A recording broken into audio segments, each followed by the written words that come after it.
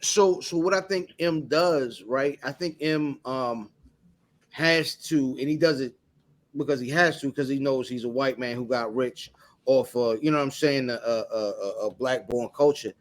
And so he overdoes it. You know what I'm saying? Like when I, you see M, he's got like a Master Ace cover on his shirt. You know what they I'm got to. saying? They got to. The thing is, what I say though, he doesn't have to do it. I, He doesn't have to do it at all. And I mean, I don't even like Eminem. But what I will say is, if you think about any other black genre where a white person has infiltrated that genre and got the blue-eyed soul success of it, right.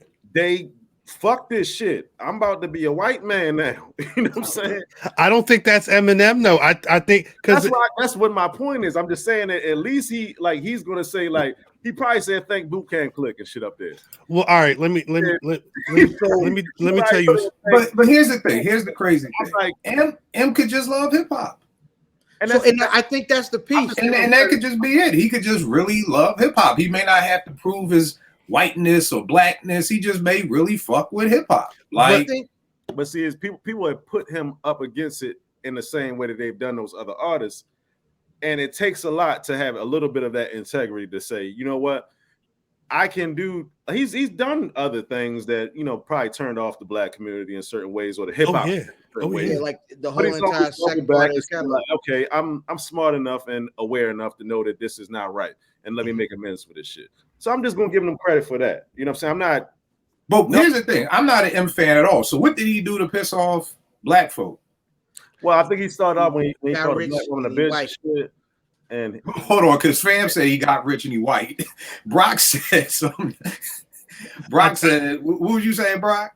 He had a whole like song like you know how Justin Bieber had the shit where he was making all these like racist ass jokes and shit. Like he was saying he was singing a song. Yeah. No. He had a little interview about him. It was like, what do you call a nigga? Blah blah. It's like run nigga, whatever. Yeah. He had a couple. He said because he got a couple N-word things. But he got a couple. But I'm saying like Eminem early on had the joint where he called a woman a bitch. And a nigga, I think a nigga bitch or something like that. He had a nigga bar. Yeah, he had a nigga bar. A nigga bar. That's what what's his name? Short name. What's his name? Benzino. Short name. Yeah. They did a whole thing in the source when they were beefing. Yeah. This is the second time Benzino came up in conversation today, which is wild. But hold tight. So M said the word nigga. Yes. At some point, yeah. Then I'm shocked. Again, you know what this is? This is the Philly kill coming out. Why is that nigga still relevant then? Why didn't we cut that nigga then? It's like, again, no disrespect. We only had 2 minutes. I can't curse. Again, when Alpo got killed, I wasn't like, oh man. I actually was wondering why that nigga was able to walk around Harlem. Yeah, he was. And again, I'm not advocating violence. I'm just saying that there's rules to this game. He violated on every level possible. And I just was like, yo, the streets is really hurt me. I was like, God damn, the streets are that soft that this nigga snitch, did 20 years and just chilling in Harlem. This nigga ain't chilling in Kentucky or Mississippi. He's in Harlem. So again, I just always question why, if somebody said that, why we even allowed that dude to even still be relevant. He should have been got canceled for that. But you know what happened though. The problem was it was the wrong person delivering the message. What you mean? Well, as much as you don't fuck with Eminem, I think the rest of hip hop don't fuck with Benzino. And it was the problem was the information didn't come out because somebody was just digging and they found an Eminem bar. It only came out because Eminem was already throwing these disses and Benzino had to come back. And so that's when they started to do the research. But I think the flip side is it's one of those, I don't want to say he was Teflon because Eminem ain't Teflon, but at the time when this happened, he may have been too far out for people to care. Like just the same thing as the time when and to this day, R. Kelly has hardcore fans, regardless of what they know that he did. There are people who will stay, but I think with Eminem, it may have been the wrong person trying to take him out, and people just shot the messenger. Let me give you another thing, yo. the wrong person to call you out and the right person to support you.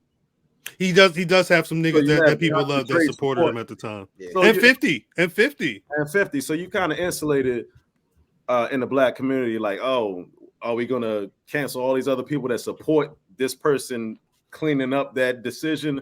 That, like, you know, it's a lot of, you know, pleas that people cop and shit. You know what I'm saying? Yeah. I feel you. I just think it throws a black eye on black folk to me that if nigga Dre and 50, like, Jesus Christ, if Dr. Dre and 50 didn't exist, I'd still fucking love hip hop. Right. Especially if 50 didn't fucking exist. Nigga got one album. So I mean, again, I'm just like, yo, that if that is the reason, anybody should have been able to say, yo, listen to this nigga is saying, and it shouldn't even had to been Benzino. It should have just been automatically. But again, I don't know if it's black folk. It feel like we just let shit slide. Like it ain't no thorough niggas out here no more. 20 years ago, Pete Nice say, nigga, it's a rap. I don't give a fuck about no Step Into the AM or Brooklyn Queens or none of that shit. The Beastie Boys say, nigga, I don't give a fuck about no rhyming and stealing and it's the new style, nigga. You done. Right. You know what I mean? But the streets are dead. It was the same thing. Like you said, Benzino did this to M. I remember when Gilly put up the thing of Wayne and Baby Kissing. And I know he thought that was going to be the end. And niggas was copping pleas like, yo, I mean, you can't kiss your dad? Nigga, that ain't his dad. Niggas was really copping pleas. Same thing. When 50 put the Rick Ross, he used to be a cop. I know 50 was like, that's the big joker. And then this nigga Ross gonna say, oh, no, I wasn't a cop. Okay, yeah, I was a cop.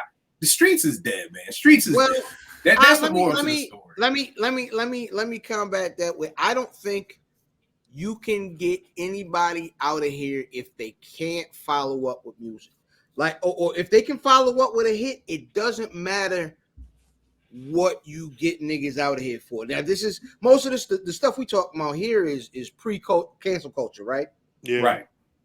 So if you could, and I give you a perfect example is Jay, because the consensus is that Jay lost to Nas, but that doesn't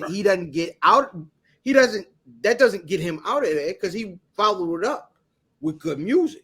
If you follow it up with a hit, but that's what I mean by the streets are dead, because the streets the streets that I came up with, nigga, I don't care if Rakim made Eric B as president, My Melody. If there was a picture of Eric B kissing Rakim on the mouth, that nigga's done. Okay, that nigga's done. I don't care if he was good. The Ledge. I don't care what that nigga wrote. He's done. If we found out back in the day, in the old days, if you lost a battle, 9 times out of 10, your career was over. That was it. People act like MC Shan's second album was whack. That shit was crazy. But guess what? After BDP, nobody wanted to hear MC Shan. That's why nobody wanted to battle. Because he followed up with Kill That Noise. No. That second album was dope. That second album was dope. Not Kill That. That was just a follow up to the South Bronx and the Bridges Over. But that second Shan album, I pioneered this. There's some bangers on that album. Same thing with Antoinette. Antoinette, I Got an Attitude is one of my favorite hip hop songs ever. But it didn't matter after Light Watched. How far after was it from the situation? Like, how far after the beef was the music? Well, here's the problem. Nobody even wanted to hear your music after the beef. After you lost, you didn't even have an opportunity to come back. It was like it was a knockout blow. And that's what let me know when Jay was able to bounce back. That's what let me know streets is dead. Because it's not about the streets no more. It's about the money. Somebody once asked me, Kill, when Meek and Cassidy was beef, and they was like, yo, who you think will win? I said, all Meek got to do is pull up in a rafe and have some bad chicks with him. A rhyme don't even got to be said. And it's already Meek won. Ain't nobody even say a word because streets is dead. It's all about perception. It's the last major beef that we seen was Drake and Pusha T. And it's still beefing. But here's the wild. But that didn't fare too well for the person that could pull up in the rave and the bad chicks and shit. That fared very bad. But here's the thing, Drake's still winning. He lost. The nigga made him go find a child and be a father to his child. I don't know any diss that's harder than that. No, nigga, you got Drake, a kid.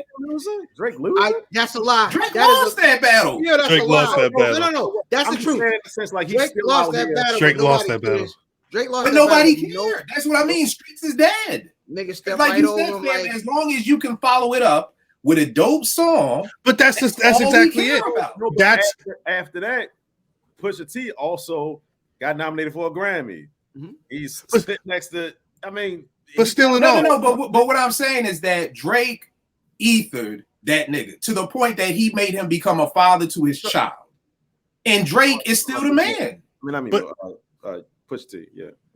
But that's why Benzino trying to pull that card to Eminem didn't work, because he wasn't Pusha T. But you know what? But Cal, to me, it didn't work because the rules changed. See, back in the day, if you showed somebody, if I would have showed that Jay was never from Marcy, that nigga lived in Peekskill, New York with Mrs. Garrett and the Facts of Life, niggas would have been like, nope, that's whack, all that drug dealing talk. Nowadays, nobody cares. It's all entertainment. But hold up. We focusing on the streets though, right? But we talking about rap.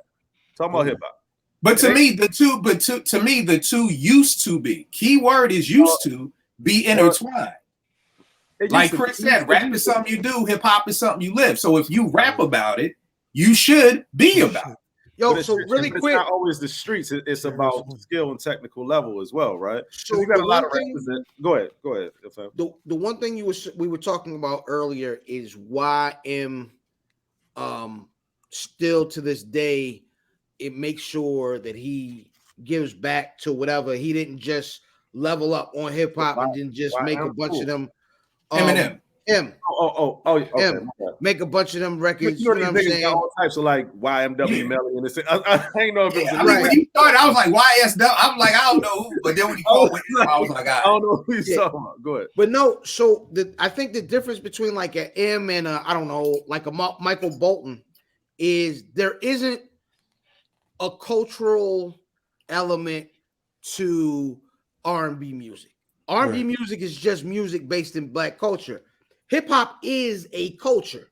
You see what I'm saying? So being part of hip hop is something that you invest in, which is showing up on Tuesdays. If you're doing any other elements, breaking, graffiti, you know what I'm saying? But the thought is that you get out of the windmill and then you step into the booth where fucking Maxwell can just be sitting there watching TV thinking about a lyric all day, and then he go into the booth and he's the fucking Mr. Lover Man. But that's what hip hop put on itself. He also gonna have niggas write for him too. But yeah, yo, so really quick, I just want the streets back. I've been arguing with niggas all day over some shit, Glorilla or something, and it's like, I'm like, this shit is trash, and niggas like, nah, that's dope, and I'm like, see, this is why it's too many of y'all young niggas. Like, go sit at the baby table at Thanksgiving dinner. Don't come over here. All right, so let me ask you a question. Hold on, Kim. That's the streets right now, though. What's that? That is Glorilla. No. I apologize. We've got to look at the bigger perception of what the streets are right now. I'm in the Southeast every day. The streets are not the streets that I grew up with. So the same way I'm like hip hop ain't the same. These streets ain't the same. These streets are not the same. There ain't no rules to this shit no more. There ain't no rules to nothing. You can do whatever you want in the streets, and that's where the problem is. But see, I'm trying to stop. I don't think it's about the streets. I think it's more about integrity. It's just about integrity in music. You know what I'm saying? Like, no, I agree. But to me, that integrity was part of the streets. How hip hop started where people were expressing themselves and also saying a message. I thought it started out in the park. No, I'm just kidding. I'm sorry. It started out in the park, but at the same time, like when it got to its height, it was about people creating messages that had interlaced things about the street. It wasn't like you really need to prove these street codes and shit. Like you got. No. Yeah, and I didn't mean like you have to be EPMD really didn't say shit. These niggas didn't really have a message. They just were dope. So I apologize. I didn't mean the streets. You have to be killing people. No, I'm just saying that the same way that you would follow things in the streets, like in Philly, you ain't gonna come home and lie on your dick. You ain't gonna come home and be like, yo, I smashed shorty and you didn't. To me, that reflected in hip hop. I'm not gonna lie in my rhymes. You know what I mean? So not the streets like it's some hood. I always say I think that's just integrity to me and shit. Yeah, and it is. It does go back to that. But so great point, Brock. I think it was just there was integrity in the street, there was integrity in hip hop. Sounds So like this. right, exactly. So the All same over way the Avon said, "Yo, it's a Sunday truce. You can't shoot nobody on Sunday." That was integrity. You see what I'm saying? There was integrity even in the 100%, game. 100%. So we're saying the same thing. It's just like you said, the core is that there was integrity. And the problem is that there's no longer integrity. It's kind of like, as long as you can make it, like Fam said, as long as you can make a dope song, I don't care if Lil Wayne was fucking baby. People didn't even care. They didn't care. It literally, I mean, people were literally on my timeline like, I mean, damn, kill. I can't kiss my dad. It's also, the streets were a lot less verifiable 30 years ago. And what I mean by that is, we couldn't see that. I could just say I'm tough on my block. Most niggas are not going to verify my tough nigga card. They better not. They not going to verify my tough nigga card. But now they will pull out this thing and be like, I'm on black, and I'm eating pork chops and everything. What, nigga? You know what I'm saying? Guess what though? You would have never made it to my block back then. Because niggas on the streets would have been like, there's no fucking way that he's gonna make it over here. Niggas is no. But again, Brock, that's what I mean. But that's what I mean by the streets are dead, because like Fam said, he will make it on your block now. Mm-hmm. Yeah. So that's what it is. It's like the streets is dead because what couldn't have happened 30 years ago happened every single day now. You know what I mean? Happens every day. And it's crazy, bro. It is literally mind blowing. R.I.P. the streets. Oh shit. Yeah, the streets is dead, man. Damn. That's true. When the album survived 48 hours in Harlem, I was like, streets are dead, man. We might as well just give up, man. This nigga been out for 2 days and ain't nobody shot at him yet. Like, oh man, it's a wrap. Listen, I told niggas a long time ago, if you need to believe in these niggas to continue to enjoy this music, start listening to goddamn gospel, because them the only. And even then, just slow down with that, bro. You slow down with them too. So you can slow down. Them, damn. Well, tell me this off the top, real quick. Who's one rapper you believe in your heart of hearts? I got MOP. I believe in my heart of hearts. I was gonna say Billy Dan. And their heyday would have stomped you. Because here's the thing: MOP the only person I know who ain't had beef with nobody. They left Rockefeller, ain't nobody throw no shots. They left G Unit. Ain't nobody throw no shots. Yeah. Ain't nobody ever thrown a shot at MOP. So I believe MOP. Who's the one rapper that you would put your paycheck on? Trick Daddy Dollars. What happened? Trick Daddy Dollars. I believe Trick Daddy. You Trick Daddy? I don't know enough about him. Like he a street nigga, like, or is he talking about his dick, or he's talking about his like what money he got in the game? Well, I hope he's not talking about his dick. So he may be. Trick Daddy talk about all them niggas. Trick Daddy talk about all that stuff. Trick Daddy, Trick love the kids. Trick talk tough guy stuff.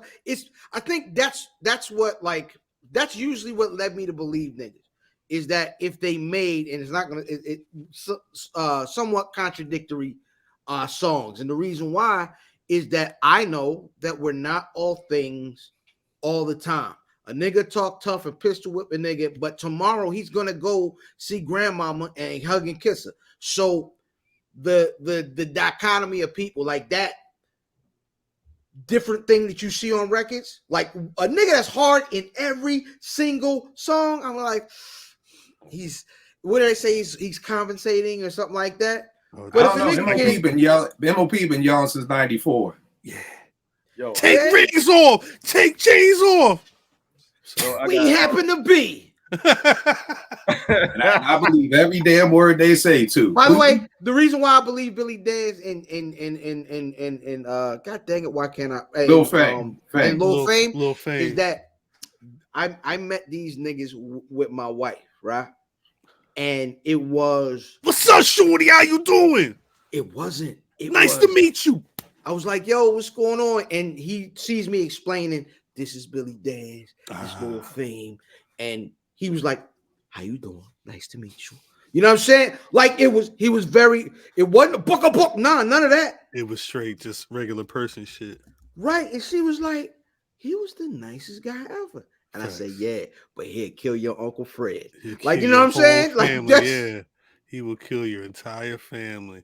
I was gonna say Conway, and it's not because he's got like the scars to prove it, but I feel when I hear him outside of that, when I listen to what he says, and we'll probably get into more of this, further in the conversation. That's the most like, damn, that sounds like reality to me. Right. But one of the few. One of the few. Brock? Yo, I got two for different reasons. I got people that I believe everything that they say in their raps. Redman. Wow, that's a good one. Is who he is and shit. You know what I'm saying? He's not making anything bigger or whatever. He's just fucking Redman and shit. And he's always showing me that shit. And the second one is not to be on some old school shit or whatever, but like just LL Cool J, yo. Like he just fucking LL Cool J. He'll probably take your bitch and shit. He got all the shit to prove it. He fucking work out. He make girl songs. He's fucking LL. Nigga. I don't see nothing about man. LL. Like if I were to see LL walk in my door right now, I'm like, oh shit, it's fucking LL and shit. I would. Yo, the cannabis beef made me hate LL, yo. Oh shit, like that should be wild, nigga. I like, what's crazy, Rock? When you said old school, the first person that came to my old school was Just Ice. Oh wow, yeah. Shit, that was like early, like that. It's hard. Yeah, Just Ice looked like that nigga. He was known as the gangster. Right. This I got Freddie Fox on it. Freddie don't play. He sound like he punching niggas in the booth. Yo, they say Sheik was supposed to be that nigga. They say Sheik from the Locks was actually the. I would believe any of the Locks. I believe. Yeah, I can see it. I believe Styles. Yeah, I can totally see it. I just seen Styles on the interview and shit. And I was like, damn, this nigga's very the Styles Matt Hoffa interview. Hey, every clip is golden. Yeah, yo, the late when that nigga said he would shoot J&B's, I'm like, God damn, nigga. Like, and I believe that. Like, he said, we made who else made white tees popular? Who put white tees on? Yo, the best say that story, them niggas, the Locks niggas about Mike Tyson. When they say, "Hey, yo, I think we got the poke Mike," I say, yo, that was crazy. That was wild, baby. That was wild. And I believe it. I believe it. Because you could even see it like, damn, man, we gonna have to poke Mike Tyson. Are you fucking ain't gonna fight Mike Tyson?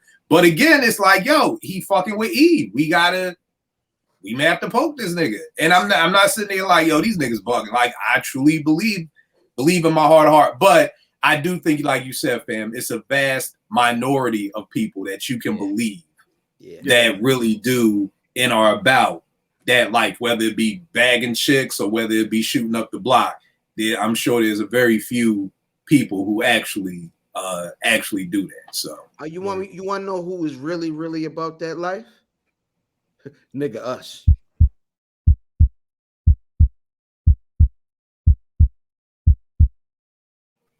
Yeah, it's the Where's Buffy podcast where we're built for comfort and not for speed. No, that's all. all. Brother, happy holidays, motherfucker. We here.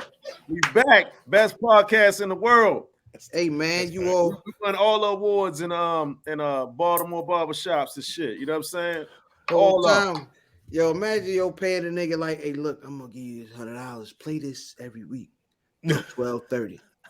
And on the TV, where I usually play the bootlegs, just play this.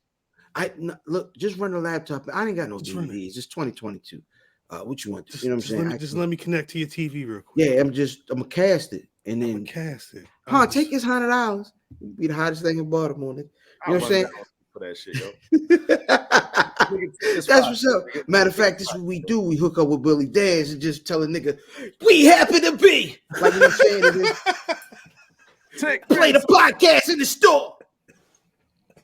And we're playing.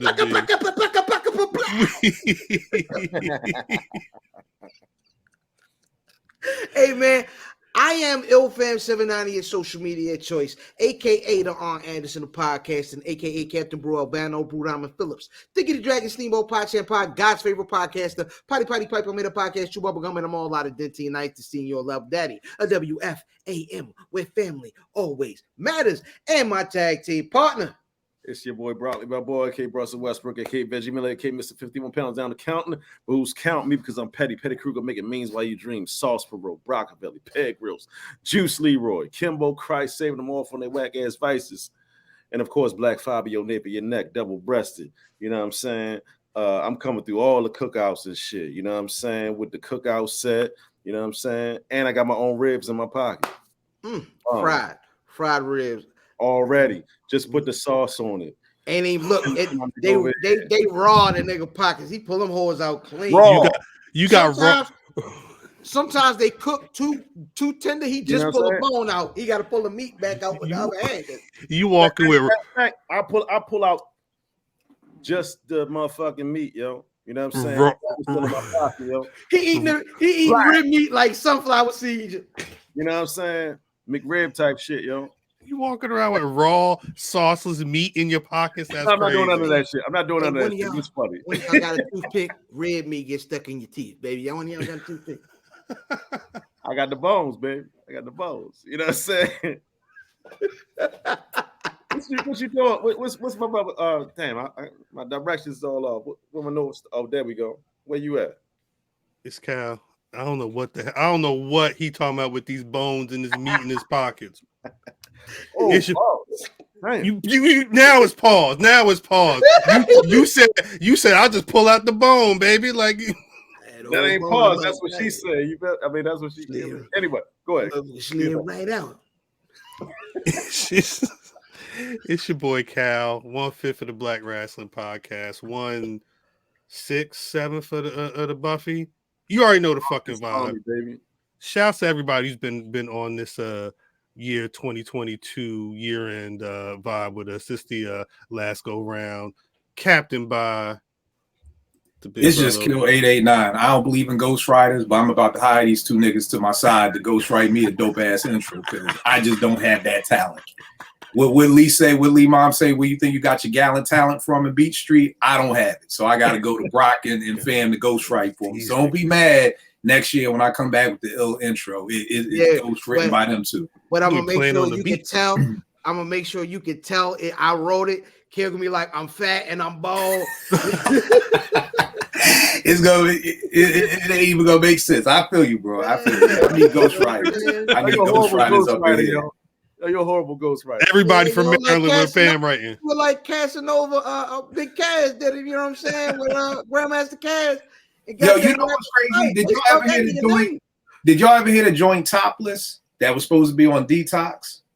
Nah. It was Dre.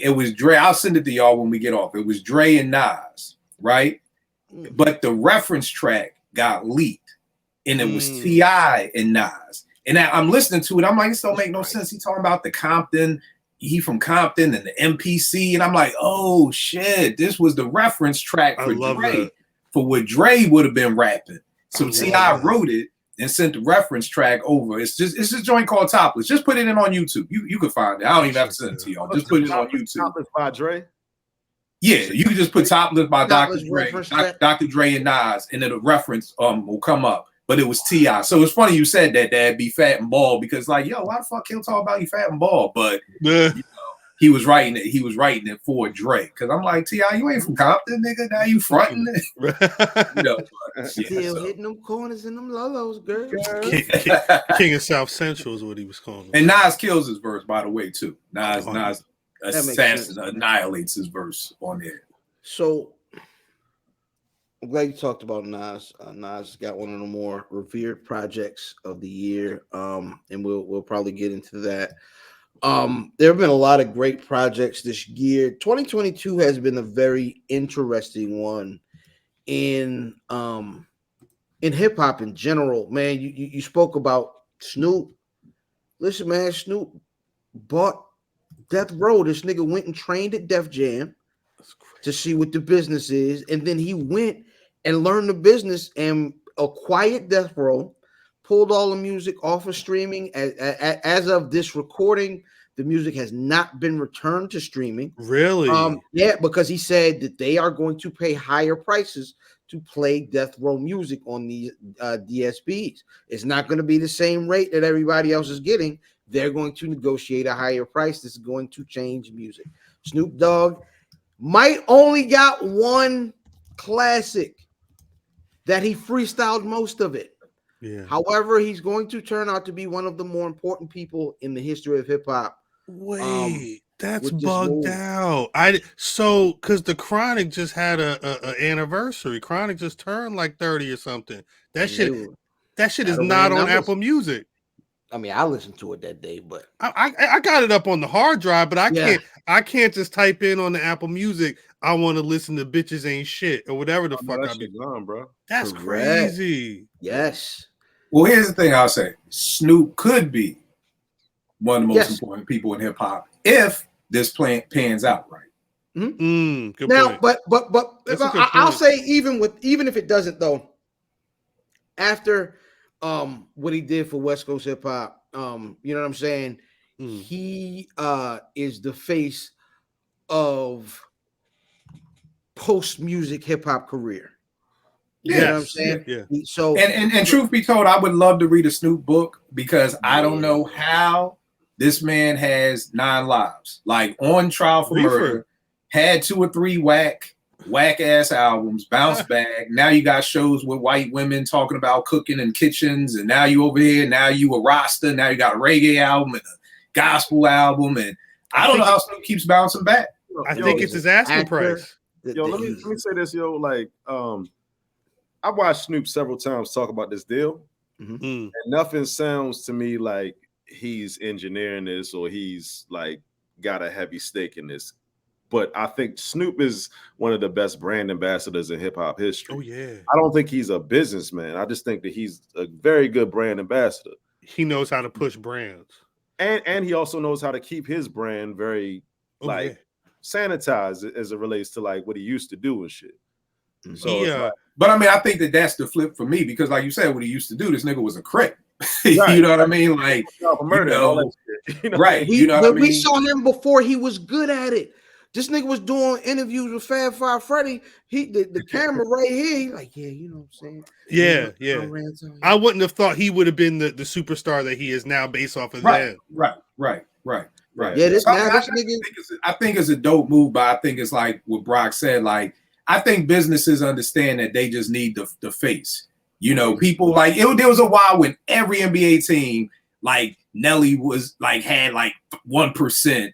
In one of them teams, and he'd be courtside, or like you know, Wale had like they was just giving out this small percentage to be like, look, I'm an owner, and that nigga ain't even old enough to come to a meeting, but he was the owner. So then it'd be like, oh, if I go to a Hawks game, I'm gonna see Usher, or if I go to the Memphis Grizzlies games, I'm gonna see Nelly. So again, I think businesses understand like you being the face of it always looks when Jay could say, I brought the Nets to Brooklyn. Did you really, Jay? Not really, but it sounds good.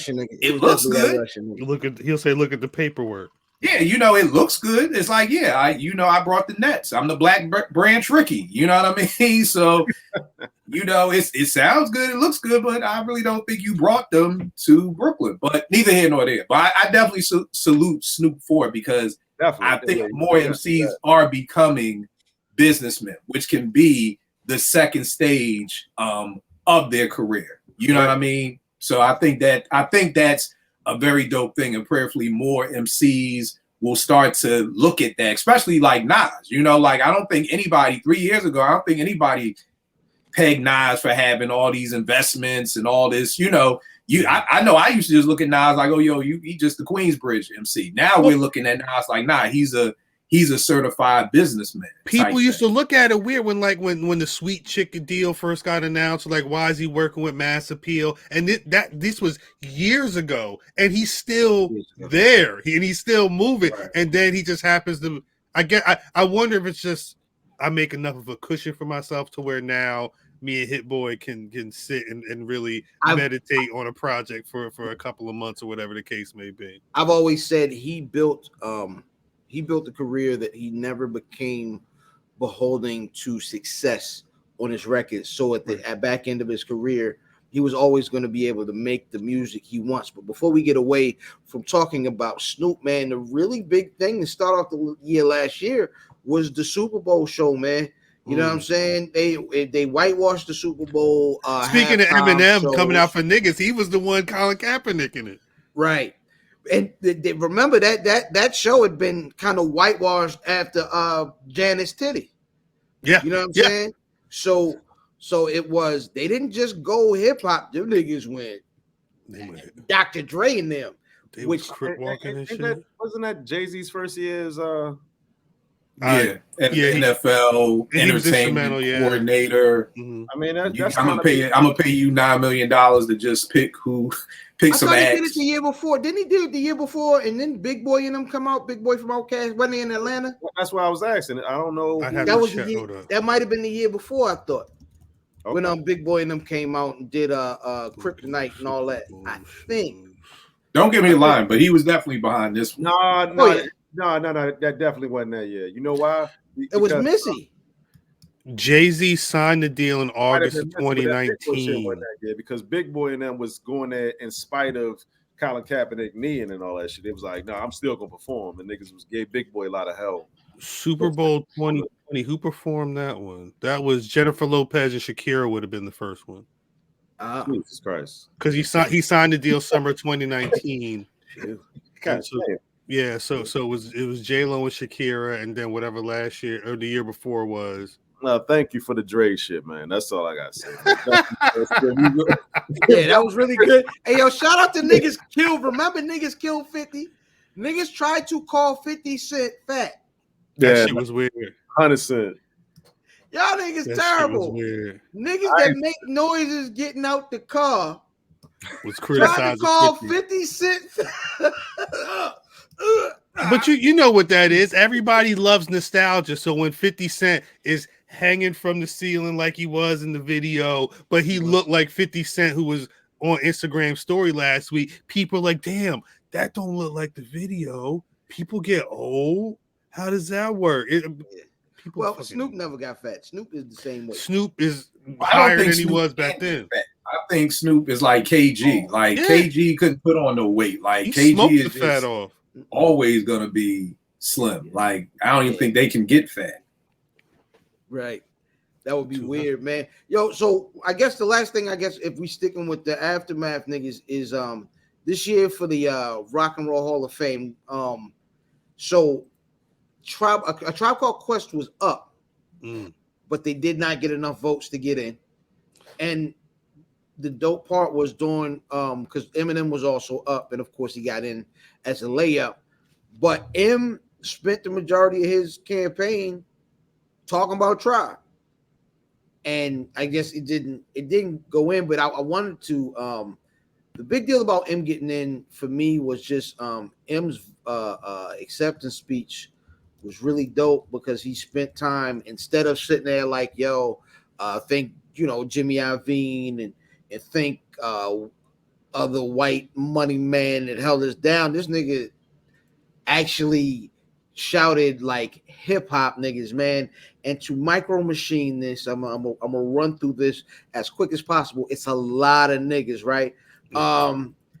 Two Live Crew, Tupac, Third Base, The Alliance, Apache, Audio 2, Milk D, Awesome Dre, Beastie Boys, Big Daddy Kane, Big Pun, Big L, Biz Markie, of course, Notorious B.I.G., Black Moon, Boogie Monsters, Brand Nubian, Brother J from X Clan, but not X Clan, Buckshot, Casual from Hieroglyphics, but not Hieroglyphics, Chill Rob G, Chuck Rock, Chuck D, and Public Enemy, Cypress Hill, D Nice, Dana Dane, De La Soul, Def Jeff, Del the Funky, Homo Sapien, DJ Quick, Dr. Dre, of course, Drez from Black Sheep, Ed O.G., EPMD, The Fat Boys, Fat Joe, Food Snickers, Gangstar, Ghetto Boys, Heavy D, House of Pain, Ice Cube, Ice T, The Intelligent Hoodlum, JJ Fad, Jazzo, Jazzy Jeff and the Fresh Prince, Jess Ice K Solo, Kid and Play, King Son, King T, Cool G Rap, Kumo, D, KRS-One, Kwame, Lakim Shabazz, Large Pro, Leaders of the New School, LL Cool J, Lord Finesse, Lords of the Underground, Mantronics, Master Ace, MC Breed, MC Light, MC Sham, Melly Mel, Merciless Amir, Mob Deep, Moni Love, Nas, Nucleus, Onyx, Organized Confusion, Outkast, Andre 3000 separately, which is weird, Paris, Farside, Queen Latifah, Rakim, Redhead Kingpin, Pete Rockin' CL. I'm almost done. Redman, Roxanne, Shantae, Run DMC, Salt and Pepper Slick, Rick and Dougie Fresh, Snoop Dogg, Souls of Mischief, Special Ed, Stetsasonic, Super Lover C and Casanova Rudd, the DOC, The Roots, Black Thought, The Skinny Boys, Tony D, Too Short, Treach from Naughty by Nature, but not Naughty by Nature, Tribe Called Quest, UTFO, Houdini, Wise Intelligent, and the Poor Righteous Teachers, Wu-Tang Clan, and YZ. Wait, that was. Hold on. Why was this in alphabetical order? I think that's how he said it. That's how he did it. There were parts where he was like, "I'm at the answers" during the speech. Like it was. It's Trenton, New Jersey got 2 shout outs in Eminem's. Of course, but well, you know, M came up with the Outsiders. Tony D is a great RIP. Tony D. Tony D is a great Trenton hip hop reference, but shouts to Wise and Poor Righteous Teachers as well. Anyway, I'm sorry, bro. No, Jersey. I'm just Jersey.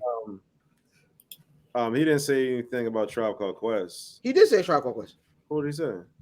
I think he just mentioned the group. Yeah, he said a Tribe Called Quest. Beginning? Nah, at the end. With the H, with the T's. With the T's. Oh, okay. I'm just asking, you know what I'm saying? But with the T's. I don't know. I mean, that's just like I ain't gonna get too deep in all this shit. I'm just landing my plane real quick. You know what I'm saying? Like, because you framed the question with a Tribe Called Quest not getting in. I mean, not question, but Tribe Called Quest not getting in and them not getting in. I mean, him getting in, but this is the Rock and Roll Hall of Fame. Rock and Roll Hall of Fame. It's the Rock and Roll Hall of Fame, and motherfuckers is like clamoring and saying like, "Oh yeah, why are these people not in the Rock and Roll Hall of Fame?" That's the biggest point in my eyes and shit. Like, say it. Like, can't nobody in rock and roll tell me what Tribe Called Quest means to hip hop? You know what I'm saying? Correct. So I'm just gonna leave it. Hey, listen. The tribes, I'll never let a statue tell you how nice I am. And I think that's the situation now. We do have the hip hop museum in New York now, and I believe it's in the Bronx, and it's coming along. There are a bunch of ceremonies celebrating the 50th year of hip hop. Yeah. So there are things coming. I think as far as this is one of those things. It's just something we got right now. The other 3 stories I remember that are really big or somewhat memorable this year. Of course, all that mess that happened with Crooked Eye and Joel Ortiz versus Joe Budden and Royce, that was nasty business. What a time! That was just nasty business. Like Lupe shit and all that stuff too. No, that was separate. Damn. That was separate. And he had a rough year, yo. Yeah, Royce was in it too with all kinds of niggas, man. You know, they put out that the Life and Death of Slaughterhouse album, and during the promo of it, Ortiz and them got the beefing. Joe Budden dropped the SMD while them niggas was in a live. Yeah. Yep. It got really crazy, yo. It got really crazy. Joe ran into them niggas, and then they was cool. But then they kept talking, so they wasn't cool. It was just a nasty business. I was a super Slaughterhouse fan, man. It kind of hurt my feelings personally, right? Just because I thought the music was dope, especially that first album and the mixtapes.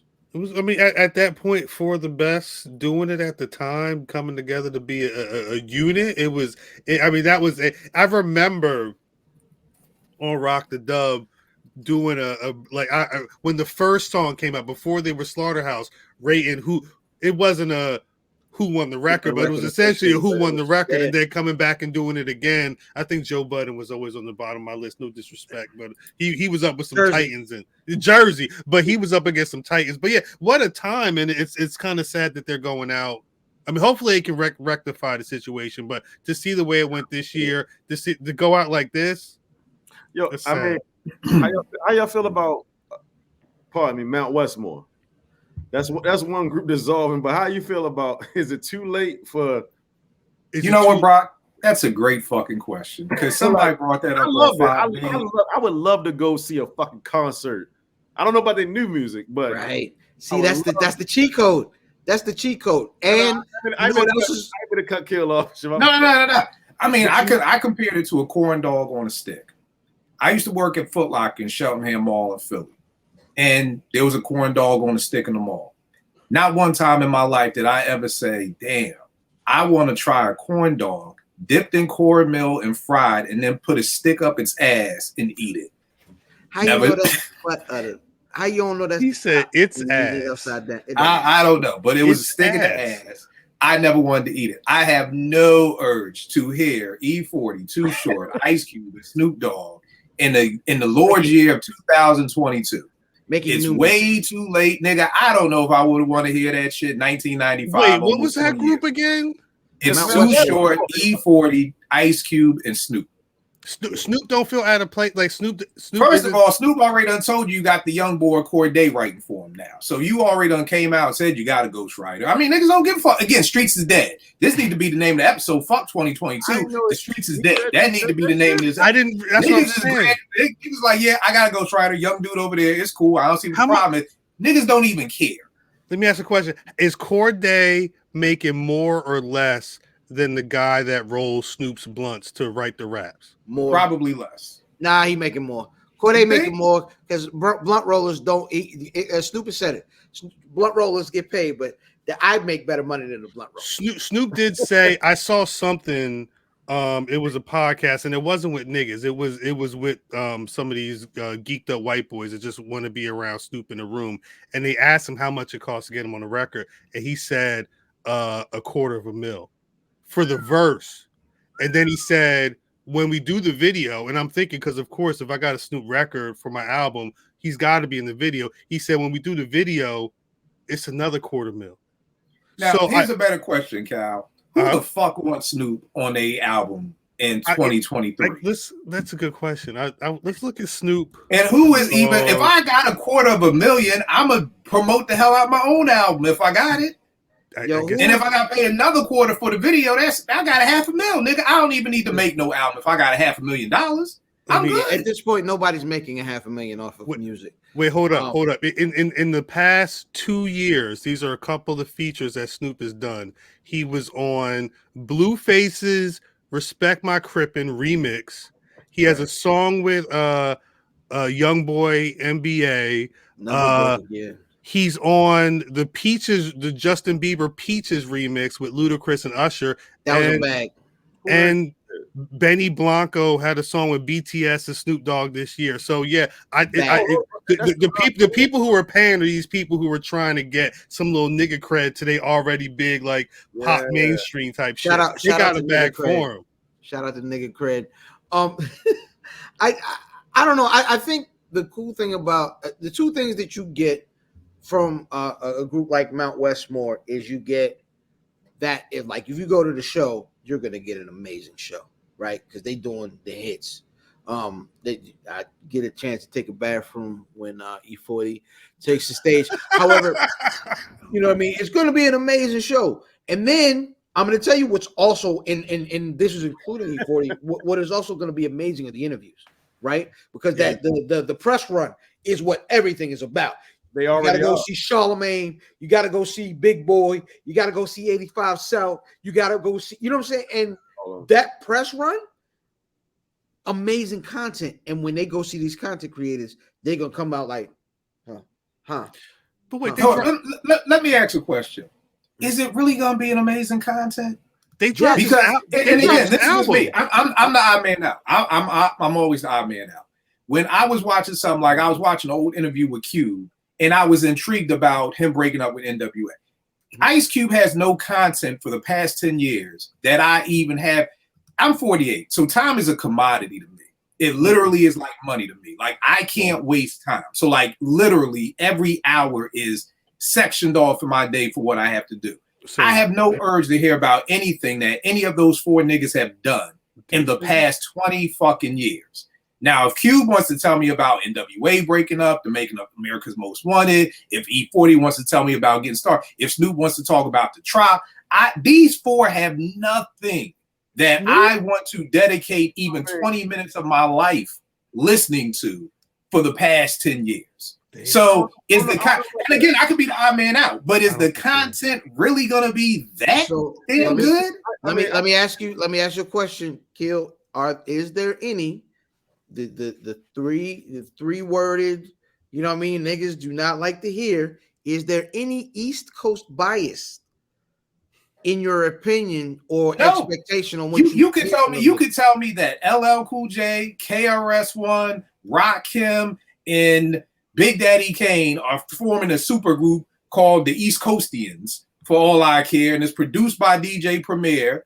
And I want to have a better name. I want to right. I mean, it's off the top of my head, and I'd still be like, there's no content that you all can tell me from the past 10 years that's going to interest me. Because to be honest with you, and again, I'll be the odd man out. I don't care what Big Daddy Kane has been doing for the past 10 years. I do care about why Big Daddy Kane and Rakim never battled. Yes. I don't care what KRS-One has been doing for the past 20 years. I do want to know what happened after Scott LaRock died. But again, I'm going back to shit that Scott died in 87. Right. I'm talking about shit that happened 30 years ago. So again, it's not East Coast bias. It's just, and again, I'm always the odd man out. So maybe other people do care. I have no urge to hear. Ice Cube want to talk about the big three. Nigga, my kids don't even know Ice Cube was a gangster rapper. When they saw Straight Outta Compton, they was like, wait a second. Barbershop, and Are We There Yet? Is a gangster rapper? And I was like, a gang? Nigga, he was gangster. These motherfucking kids don't know nothing about no goddamn Ice Cube. These kids don't know nothing about no goddamn Snoop. So they don't care. So unless the 45 and over club really want to hear about what? The big three? Do we really give a fuck about how Cube started a basketball league? Do we really care about how Snoop is selling weed or he's a Rasta now? Do we really care about what Too Short is doing now in his life? So the press run would be dope if I just think everybody needs an executive producer. And what I mean by that is that I would literally feed these media places the questions to ask to make it interesting. You don't think that's going on? No, I don't, because I watch some of these podcasts and the question they ask are dumb as shit. The good ones. Listen, you should watch a big interview to watch. LL interviewed them on Rock the Bells. Okay. Which now keep in mind that I think LL is a lot different than Big Boy, Charlemagne. Yeah, you know, LL is a pioneer, so I'm sure he's gonna have a better thought process than Charlemagne is gonna have. Like, I watched a lot of the interviews that they did over West. I mean, I ain't gonna lie to you, I was kind of intrigued because a lot of those people know a lot more about the ins and outs of them on the West Coast. And then when they finally got to LL, it was a real hip-hop conversation and shit. Like, how the fuck did you start? How did you start? It was like, and then LL was talking about certain shit. I was like, God damn. But see, that's dope. But where do you start? We're going back 30 years. But it's still like an anthology of hip-hop. Yeah, that's 30 years. That's what I'm saying. That's 30 years of story, and you can tell a different story. Right. But remember what I was just saying. I was just saying I don't care anything they've done in the past 10 years. That's all I was saying. If we're gonna go all the way back to where did you start, then yeah, of course. You know what I mean? That's you. And also they've done a lot in the last 10 years that you may not be that interested in because you know them as some other way. But you can't also say, not that you can't, but right. Like the same way the kids are going, they're gonna need to know why the fuck we give a fuck about these people and shit. You know what I'm saying? Like, but here's the question: Do you think the kids want to hear Ice Cube? No, I don't want to hear. You mean rapping or just like just any? Do you think a 25-year-old right now cares about Ice Cube? They should want to hear him, but I think they should respect him. I totally agree. But what I mean is, do you think a 25-year-old is gonna? It's almost like when a movie trailer comes out. The movie trailer that is directed to a certain category. You know what I mean? So if you go see a horror movie, 9 times out of 10, some of the trailers are going to be other horror movies because they're like, we got these people in right now. If it's a sci-fi movie, you're going to probably see more sci-fi movies. I just don't know. And again, I could be 100% wrong that everybody would care. I just think with these super groups, they just need an executive producer. Because when people told me about this, I'm like, yo, I'm not interested. But what would make me interested? Wouldn't it be dope if maybe E40's producer did a quarter of the album and Too Short's producer did a quarter and Cube, so we could mesh these together and that everybody don't need to be on every song and we could get a Too Short and have the beat switch and do some tricks. And I think that's what went wrong with Slaughterhouse. And I've never been a fan of those super groups is because you got 4 different MCs. It's like if the 4 of us started a group, we all got 4 different managers. Now we all 4 of us, the managers are fighting because you used to get this percentage and I want this percentage. And, you know, to me, it would have been dope as hell. And then every Slaughterhouse song was 9 minutes. And it was like everybody trying to outbody the last person. And I'm like, no, this is where you needed some RZA shit. Like, no, Joe and Joel, you on this song, and Royce, you just doing the hook. And on this song over here, no, it's just Joel and Royce, and Joe, you just gonna do the ad-libs. The funny part is, though, that's what they did with Welcome to Our House, and it wasn't good. What was the one? They had a mixtape that was crazy. They had a mixtape. That slaughterhouse joint with the original Onslaught on it. Oh my gracious! Yeah, I want to hold on because I actually still got this joint on my phone because the mixtape was crazy, and then the album came out, and I was like, "You still got the same phone?" Well, see, the mixtape, you. Oh no! You know, I'm old. I keep all my stuff on my phone. That's why I get the joint with like 500 gigabytes because I'm not fucking around with Apple Music. If I want to hear the Chronic, I got the Chronic on my phone. You're telling me. Correct. Because I can play. You know what I mean? I can sit here and play Stakes is High right now. Yo, it's ill though to the way you were talking about like the trailer, because at this point I feel like the music is the trailer at this point. Music doesn't have the same value as it had 20 years ago. It doesn't have the same value it had 10 years ago, right? You don't hold on to the music, and it's actually a perfect segue. The two other news stories that we didn't talk about, Kanye wilding out this year. We don't really need to get into that, and of course the I will say this: I am shocked. Did y'all hear that Pusha is off of good music and he's no longer the president? Yeah, that's pretty big. The only reason why I was shocked is like Pusha was the last of the Mohicans. The like, last one, yeah. But when like Push is like, Kanye got a couple of verses on that album that everybody's been putting on their top of the year list over the last couple of weeks. So, he produced half of the album. I'm saying it's 6 songs off the Ralph, 6 songs about. And the whack part was that Ye would be like, yo, if you want this beat, like Push would be like, I want this beat, and Ye be like, nah, it's for me, and he'd be like, well, fuck it, you can rap on it. Because if you listen to Push album, you're enjoying this great cocaine talk, and then out of nowhere, Kanye comes in talking about the kids. It's like, nigga, did you get the memo what the song was about? Like, you like when the kids are in trouble, what kids? Nigga, we selling crack. And Baby Saint and Kim Kardashian, right? Like, it's like, dude just took away from everything. But and of course the what is it? The Rico YSL niggas. You mean I don't know. All them niggas got jammed. Jimmy Jam, Terry Lewis. I mean, you know what I mean? I wish the niggas the best, but they got jammed up. And niggas is telling them, hey, look, I wish y'all niggas the best. Bro, I'm like Avon Barksdale. I don't know shit about jail. The only thing I know about Rico is when Jay was like, they repoed your vehicle, got hit with the Rico, everything was all good, just Rico. I don't know nothing about shit with no jail, and I don't want to know nothing about no jail. Facts. Yeah, man. Hey, man, my best wishes to all those folks, man, but this is the year-end hip-hop 2021, man, and let's get into, before we do, I'm sorry, one last thing. The RIPs for 2022. RIP DJ K Slay, PNB Rock, Coolio, and Takeoff. I know there's some folks that we have forgotten. Blame our heads, not our hearts. Rest in peace to everybody in hip-hop that lost some folks, man. But let's get into the thing at hand, man. We're gonna talk about this hip-hop, the actual music, the actual piece of culture that we still participate in, the stuff we ingest in between listening to podcasts and news because we're old. But yeah, man. Let's set it off, man. The first of two, shooting the 5. Bob out hashtag shooting the 5. You know what I mean? Where's Buffy everywhere? I don't know what y'all be saying. You know what I'm saying? Man. I don't know what we said before. Where's no follow Where Buffy everywhere? You know what I'm saying? There's a lot of gunshots. Right. When we do it. Hashtag ST5. Shooting the 5. Every link that we got down here right now. Yeah. Click on these links. First shooting the 5, man, of the last show of 2022. Top 5 songs, top 5 joints, 2022. Who would like to set it? Brother Brock, you want to set it off for us, brother? I knew I should have called on this nigga. But anyway, you never see that Black Bush shit. But anyway, I'm gonna do some obligatory shit for my first one or whatever. I'm gonna do Hotel Lobby for Takeoff. I did love that song a whole lot. You know what I'm saying? I love their performance. Last time I got to see them two brothers perform. Egos, whatever. I got Blow for Blow by Rome Streets, featuring Stove God Cooks. Number 3, I got Back to Back, Benny the Butcher. Back to Back 2 times, Benny the Butcher, also featuring Stove God Cooks.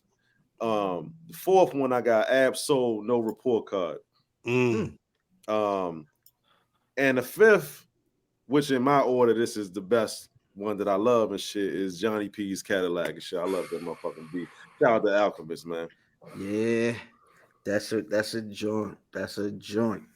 Who wants to follow that up? I'll go. Get busy. Damn, you mentioned a couple. Stove God Cooks low key like the MVP of this year. Every last couple low key. My first is West Side Gun featuring Stove God Cooks, Derek Bowman. That's I feel like that's one of them beats that Kill don't like, but we could talk about that another time. I mentioned I got a shocker for you too, so we gonna okay. That's what's up. That's what's up. I mentioned Conway earlier, being like one of the guys that feels like the most realist, and this track "Stressed" off the album that he dropped this year, that was like some real grown man struggle shit for me. I don't have these in order, by the way. Brock mentioned Johnny P's Caddy. That's one of those like staples. It's when the first time I heard that, I just kept wanting to hear it. Can I ask a question, Cal? Go ahead.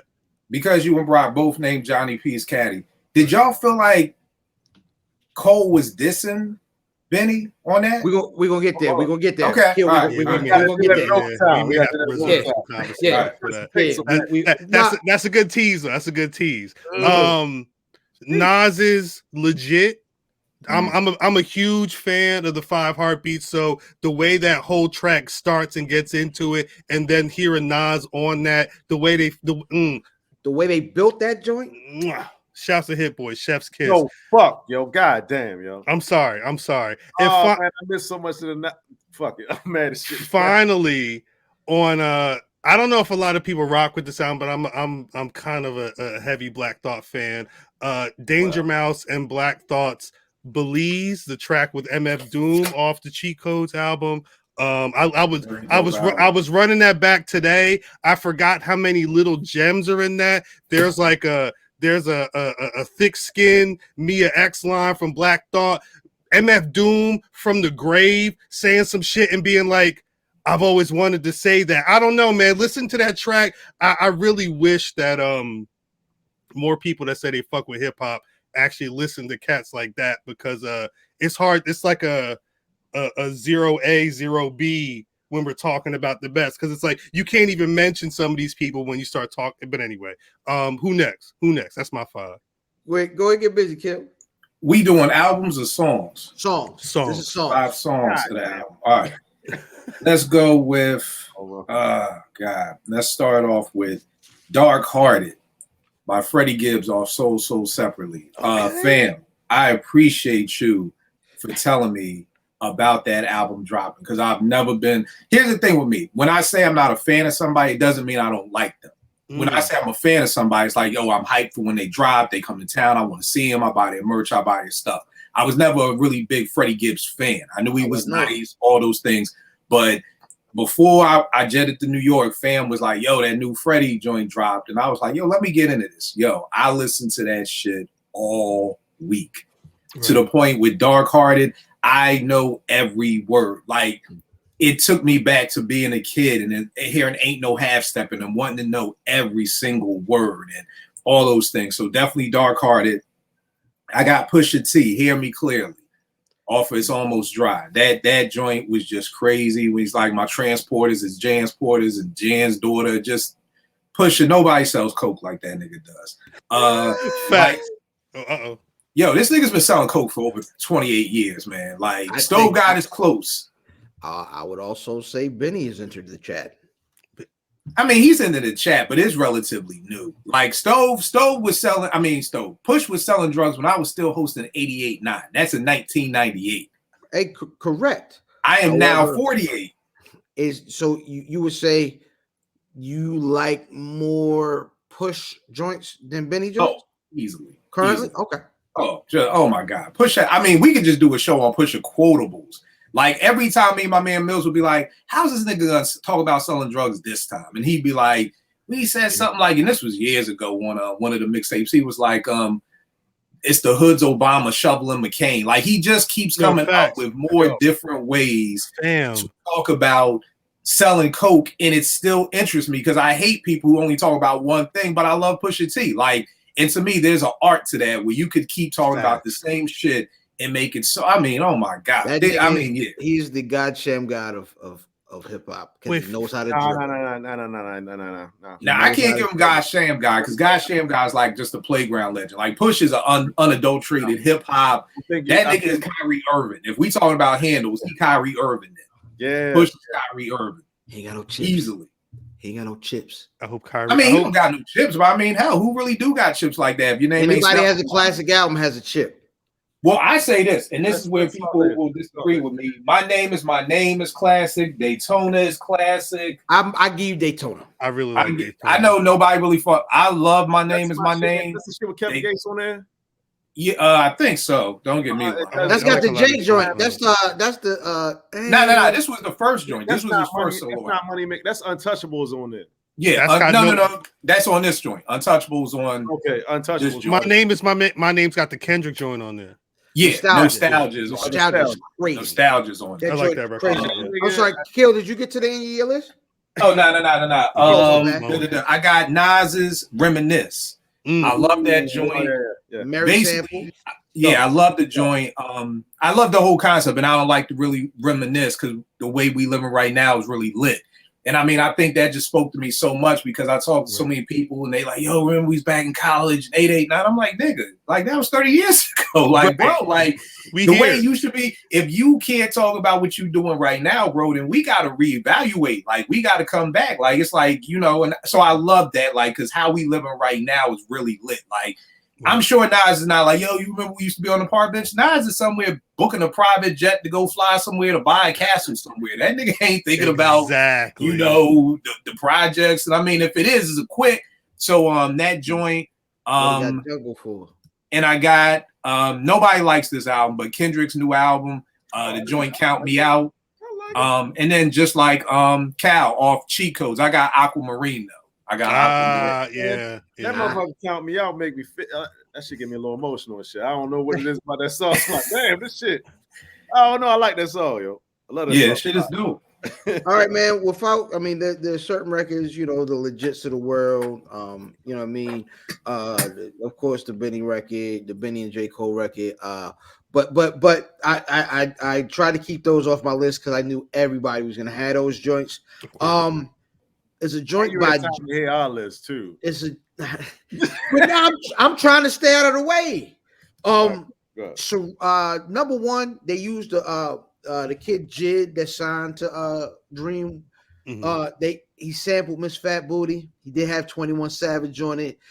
Joint called Surround Sound with the Miss Fat Booty record. It's hard, man. A record that me and my son got to enjoy together. I'm gonna go to the Black Thought Danger Mouse album, No Gold Teeth, which is a crazy record. That joint, insane. My favorite single line of the entire year. Derringer, you compare to RZA, you compare me to a nigga that'll stab you in the neck with a pair of scissors. Conway, John Woo flick. Yo, that's a good record. That's a good record. Yeah, man. Lupe had a record called Autobotto, which is he was just rapping. Sometimes I just like rapidy rap. Is that the shit with Naomi on there? That song on there? Yeah. What did I defend myself in court? This is sport. You know what I mean? I'm Carrera. Yeah, he's rapping on that joint. And then everybody's gonna hate this pick, but it was Baltimore club music got a lot of love in just in mainstream. Beyonce did some club sounding joints. The Tim's record that the nigga from Baltimore remixed, and there's a TikTok sensation. Drake did a record called Sticky that put it in the car. My nigga, it's Friday night. Yeah, now Sticky goes hard. 1996, and Sticky goes hard. It's Reggie Reg, rest in peace, on the radio. I'm sorry, Kill. It was before 88 came on. You know the thing that I love, it was a joke. The thing that I love about what you're saying, bro, is that I think, and I don't want to trail too far off, but what y'all talking about with Baltimore club music, I think is so prevalent when we start talking about East Coast and West Coast biases and things like that. Because I think you can't really understand and legitimately fuck with Baltimore music like that if you're not there. Correct. Similar to how it is with go-go, like in DC. Like coming here, you really can't understand go-go and really enjoy it unless you really go to a go-go. So I'm always telling people, especially my West Coast niggas, is like, you gotta forgive me, man. Bro, I grew up, all my cousins is in Philly or in Brooklyn. I ain't have no cousins to fly to LA for the summer. So a lot of times, like, even with the E40 stuff, I was watching this show called Blind Spotting. I think it's on Showtime, and it's based in Oakland, and it kind of shows you a lot about the Oakland culture. And I'm like, oh shit, like I kind of get it now. Like I kind of get where E40 gets his style from. But you know, if you've never been to Oakland, you can't hold that against me. So I just love that you was talking about Baltimore club music, because I never even heard it until I came to Morgan. I didn't like it until I went to the Paradox. You see what I'm saying? So when people talk about East Coast bias, you got to at least give people a chance. Like, yo, have you actually been to the West Coast? And if the answer is no, you kind of got to fall back on them and kind of be like, well, I kind of get it. Like, you may need to come over here and kind of be in this essence to really understand it better. You know, and I feel like people just like, oh, you East Coast motherfuckers don't fuck with the West Coast nigga. If I've never been there, how can I really fuck with y'all then? You know what I mean? So I just love that you were bringing that up, because I don't think a lot of people outside of Baltimore, I don't think if you ever lived in Baltimore, you even know what Baltimore club music is, to be honest with you. Most people just look at it like that's house music. Drake had Drake had a whole bar about, like, when he got to the 21 Savage album, there was a bar, and I don't know the word Buffalo bar, but the basic, it basically was saying, yo, why you make a dance album? He was like, nigga, I'm leveling up, nigga. I can make music outside of rap music at this point. And he was just talking about checking out other influences, because that's really what Drake has done his entire career, is like he's made hit records and then he's got on like other niggas joints from, you know, that had regionalist success and remade a lot of these joints into big hit records. She's been a culture vulture.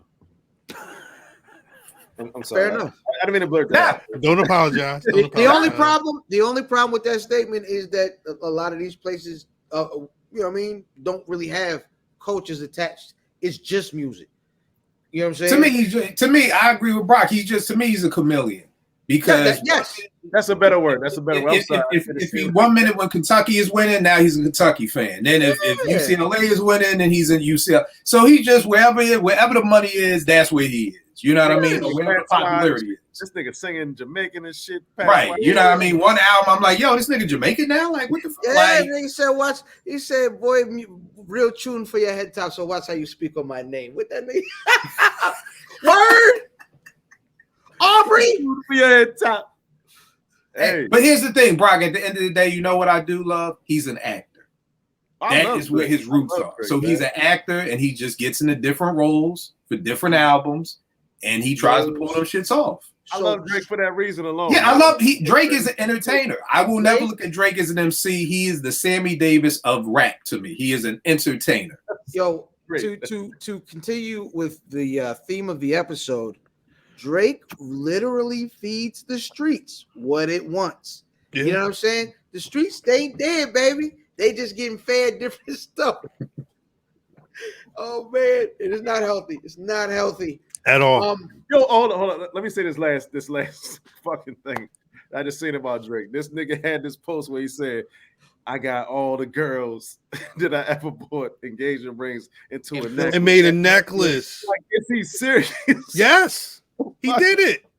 I know, but that's what your point is. No, but I'm with Brock. Like, did you really buy what? Number one, my guy, what's wrong with you that you're ready to propose to like 28 different girls? Like, we could just start and stop. That's an issue right there. Listen, you know, this is Rick James. We should have never gave you niggas money. That you just got that much money. Wait. I like you. Here's an engagement ring. I like you. Buy her an engagement ring. He could probably name them Georgia Smith. He probably brought a couple for Rihanna. Like, if you listen to the song, listen to the albums, TT probably got a ring. Kiki got a ring. All of them got rings. These joints he talking about is proposable. Right. Wait. But that's a problem. But wait. Did you see who he got a kid with? Like Drake is out here like a porn slinging star, right? Like yo, some French porn star chick. He's just going for like I don't know if it's quantity or quality, but he's all across the board. He's slaying everything. yo, At put some the- point, something gonna pop up. about her, yo. He said you try to hide it, but you can't hide the stench on her or some shit. Like, Yeah, well, no, that was the thing. Because when you Googled her, I think when you Googled it was yeah, some that's shit that that you done this shit, man. I done. yeah you wasn't looking. It Hey, wasn't yo, necessarily something you was looking for. I just tried to Google Drake's baby mother. Don't do The that. first thing that came up was I'm who is gone. the father of Drake's child? Wow. He be out with that baby though. That baby be courtside with him. Very funny. Yeah, after Pusha T, after Pusha, before that baby didn't exist. That shit I told was you that's the amazing. most hardest diss song. This nigga changed a man into a father. Wait, kill. I So just- what- He didn't become a father. Man, Wait. it's a father. It's crazy. kill. Yeah, Wait, I mean, think about that. Like, yo, forget No. about ending your career, nigga. Your child owes me because we didn't even know who you was before I came in the picture. kill. You know why? You know why he survived it? Because that nigga did what all men that I know that have been successful with women have been able to do, and that is react on the fly. He said, "I wasn't Hiding the world from my kid. I was hiding the kid Hey, from baby. my. Yeah, great Hey, skit. baby. But at the end of the day, it's because he's got money. If he married Rihanna and they got a divorce and Rihanna took all that nigga's money and he was living But in it's the fucking still condo in Drake. Toronto. yes." Kill. I think the flip side. I'm Drake, but I think the flip side is what I'm saying is we're niggas talking about this Drake situation. The way Drake has a stranglehold on the women, because again, I But don't know I if think you that stranglehold goes back to your bank account. Like No, I no, think no, wait, Drake wait, was I Kill, think if hold Drake went to Coppin State, girls would be like, "Oh, there go that light skinned nigga." You're not Maybe I'll wrong. let that nigga hit. you're not wrong, but it's still Drake. Like I don't really talk about this a lot. I was working at Complex when all this was happening. The day I was catching the bus to go to New York, listening to Adidon, like, yeah, I can't wait because these niggas, the niggas love Drake, the women love Drake, and it's like they love Drake. That was a because whole it day happened- for you, yo. It was.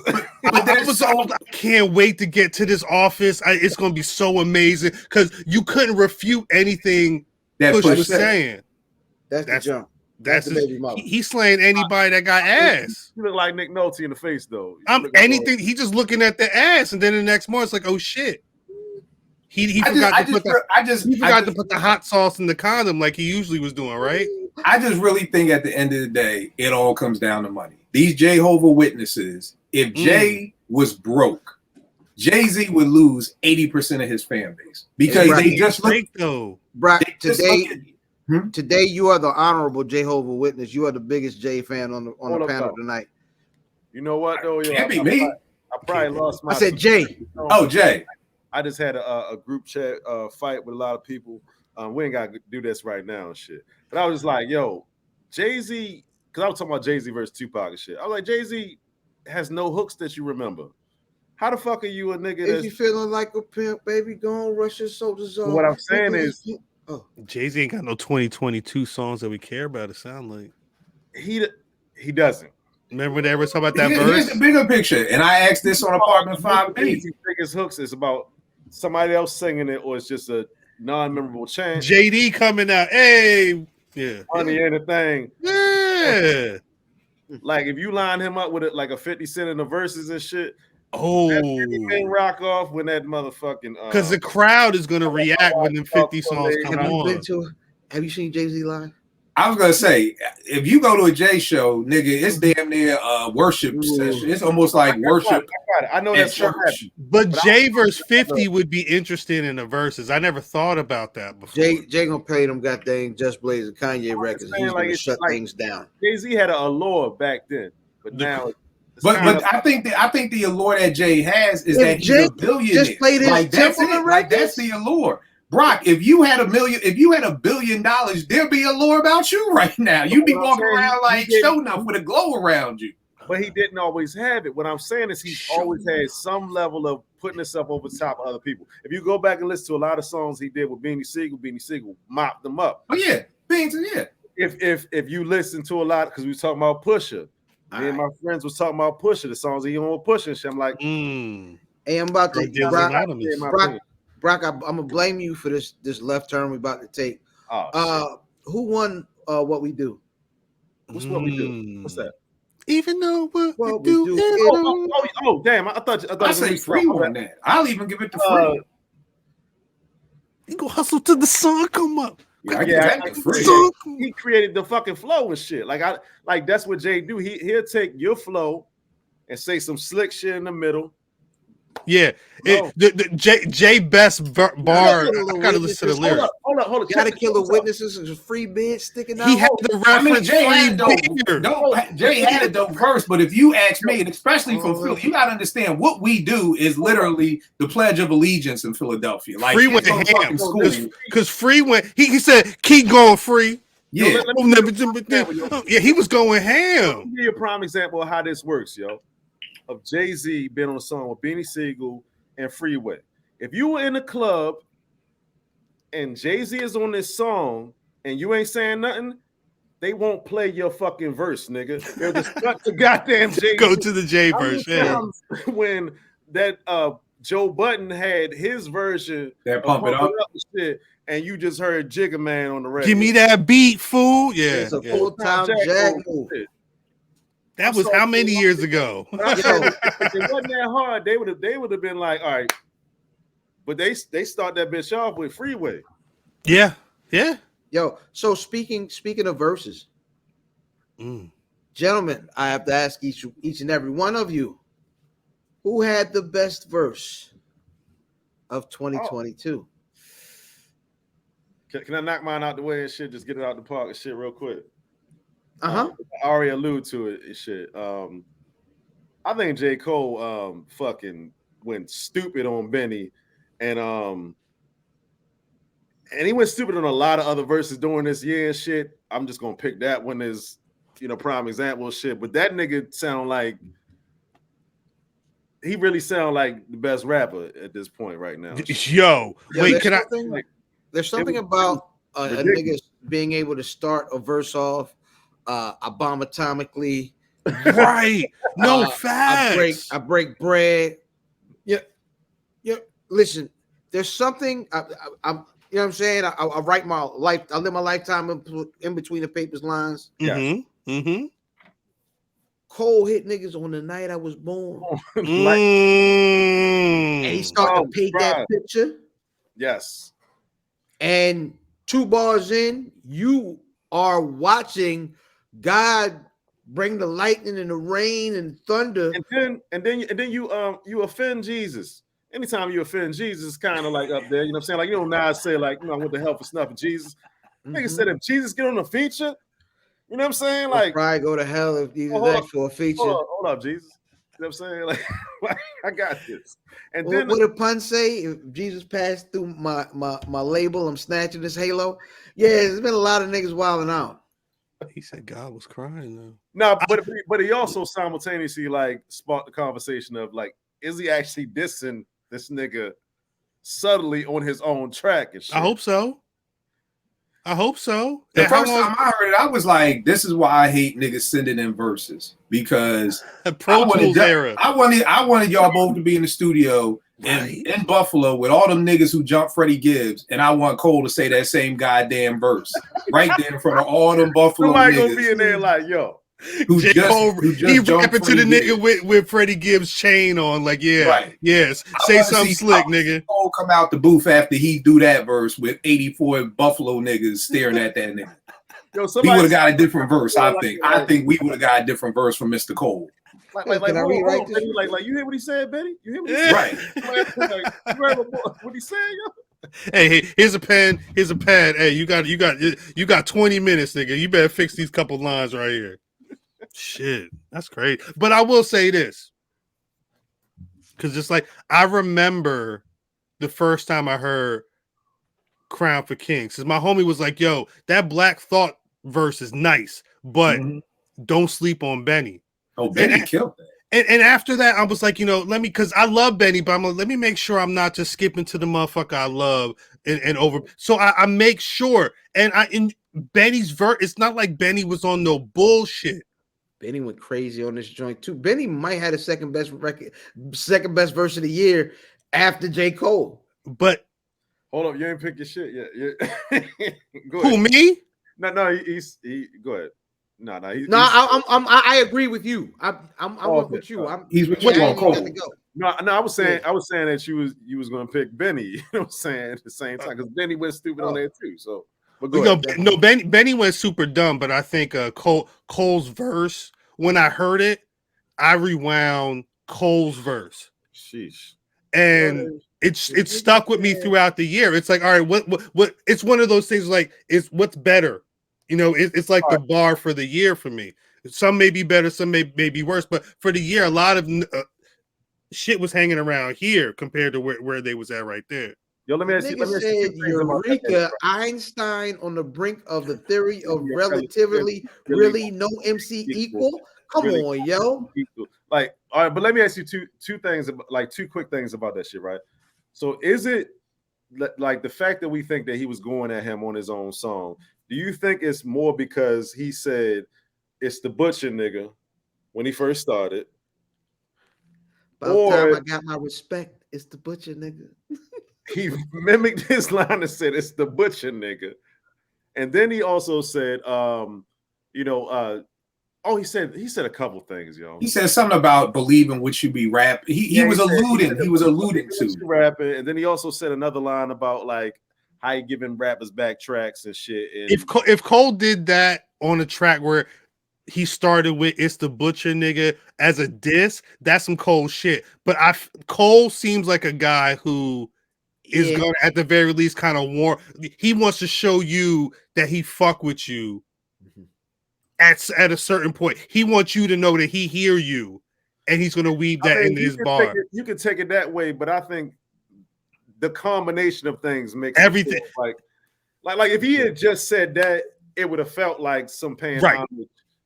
But then you follow it with three different lines that are like with the guns and the drug bars that y'all were lying. Got these nerds really think we as hard as I am, but that just means I just ain't as comfortable as y'all with lying. Yeah. So when you talking about drug bar, I think that lion bar lets him off the hook. I think that lion bar. Who lying? Because he's not going to be on the track with a nigga who he thinks is lying. Is he saying Benny lying? Because if he's saying Benny lying, then Benny's going to say, what am I lying about? Because look at my rap sheet. But here's the thing. Here's the great part. This is like back when LL dissed EPMD on Rampage. You know what I mean? So dissed everybody. Yeah, but I mean, he dissed EPMD on their own song. So again, on Rampage. Mm-hmm. So, but the thing is, it's like Kendrick on Control. It's think about it like this too, yo. Like in that same song, Benny says, what did we bring to the game? Validity. Right. So, but here's the thing. Here's the problem with people. It was like, nah, nigga, y'all ain't valid, or I'm talking about other niggas and you should know that because you said. But here's the thing. This is why niggas need to be in the studio together. Yes, they do. Because when you just mail in a verse, here's the thing that I appreciate about Benny. He didn't change his verse. Right. Shout out to he just stood on what it was, and it's like, yo, this nigga think he's slick enough to diss me. When that nigga come to Buffalo, ask Freddie Gibbs what happened to that nigga. Like, nigga, don't go get some wings, because niggas, we will see you. So I appreciate Benny being like, yep, let that shit ride, nigga. Come on through the Buffalo. Come up to Niagara Falls. Take a tour, good brother. You know, so because he could get bad. I'm sorry. Kill, what's your verse? Yo, Pusha T, man, on Gold Rings, on Freddie Gibbs. So many RNs I done made, waitresses I done saved, the blow drop off of bitches who ain't learned to braid, matured all the sorors in every AKA, Michelle Blueprint, show the error in their ways. All this dope I paid, you know I play it fair. Just leave an extra key so I can weigh it there. Dope money so your boyfriend wouldn't lay up there. Friday night, I'm the ultimate creative player, 2K21. I mean, goddamn, I forgot. 2K21, Savage Light 21. Friday's a draft night. You bitches is one and done. I am the one of one. I am the summer sun. I am the street dreams. Nas with the cummerbund. Jesus Christ. Oh my God. Julie Supreme team anchors is dung and hung. The dope floats on the boot. Now get a drum or something. They going for 33. I just let the numbers run. The king of the kilo. I don't believe none of them except Gibbs. Man. And pay love. And pay, you know what I mean, homage. Yeah. Yeah, and He's such a gentleman, yo. Like he's such a gentleman. He get on the track and show love to you, but mop you up on your own shit. Right. Like, I mean, to keep in mind, Gibbs' verse was hard as hell on this too. But come on, yo, we talking about King Push King. Yeah, we talking about Push. And when that nigga said my cocaine novella, soap opera shit, these are the days of our pies. Yeah. You went like crazy. I never get tired of that nigga. Like I said, bro, this nigga was been rapping since I was 889, nigga, since 98. And I still never get tired of hearing this nigga voice. Yeah. What you got, fam? You had the J. Cole joint. Yeah, I had the Cole verse. It was just too much. It was just too much. It was too much. When I heard what made me go back, because I'm already like he gave you that painted the picture with the, you know what I mean, with the on the night I was born and stuff. And then when he switched to stretching the truth, no one ever stretching the booth. They feel the pressure. Me, I feel like I just left him a snooze. I was like, that's like he doing a lot, yo. He doing a lot. But then at the same time, makes me so effortless. That's to me what makes it so effortless. It's like that nigga with the handle, like Kyrie. Like he got this handle, and it looks like anybody could handle the ball like that. Like you watch Kyrie play enough, you really think in your brain, like, yo, give me a rock, give me the rock. Let me go out here, you know, because it looks so effortless, you know, and then you get stripped the first time you even try and cross somebody up. But that's cold. That's cool. Yeah.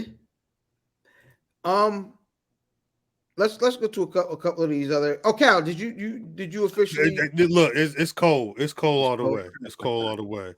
So all right. We'll run into what was the biggest surprise for you of 2022? Can I start? Your business. Album wise? Anything. Just in general. Oh. My biggest surprise of 2022 was loving a J. Cole verse. I've notoriously not been a fan of J. Cole at all, and I'm going to stop harping. Well, I may talk about the song one more time, but it's one of those things where I remember it may have been after we recorded an episode of Black Wrestling Podcast, because in video we'll be bullshitting after a record, and then the YouTube start hitting when the songs start popping up on Apple Music or Spotify or whatever.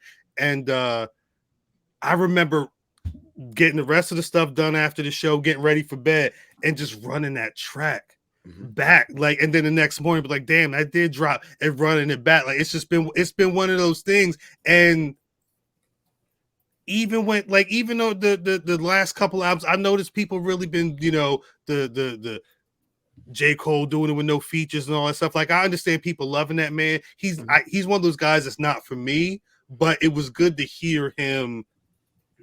I don't know if I'm disrespecting him by saying I felt like he stepped up to make sure that he wasn't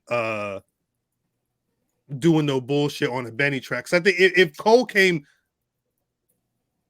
whack on a Benny track, that would have been a terrible look. So the way that he overperformed, I think, at least for me, it showed me, yo, he's as good as these people been saying it, because shit, he made me say, what'd he say? Let me run this verse back. Let me run this back, because he was really saying some shit. And I again, I maybe have to go back and listen to some more of his albums, but I don't know if I really felt Cole's rapping like this before.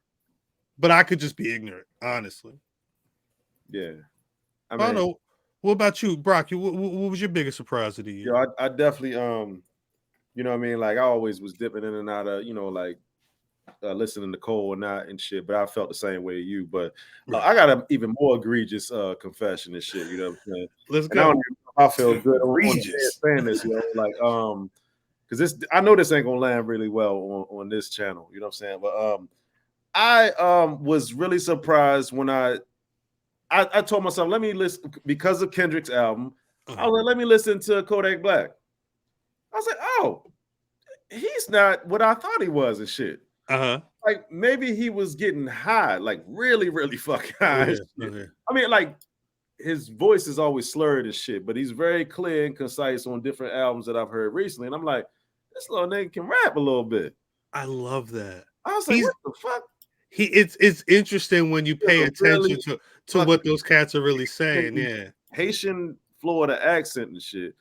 And I'm like listening to him on Kendrick's joint, and I'm like, nah, he ain't like he's saying words and shit. Like that was the lowest bar I had. The bar I had was like, oh. Brock was happy that Kodak Black is literate. You sure you wasn't listening to Jid because they got a very similar voice. No, they don't.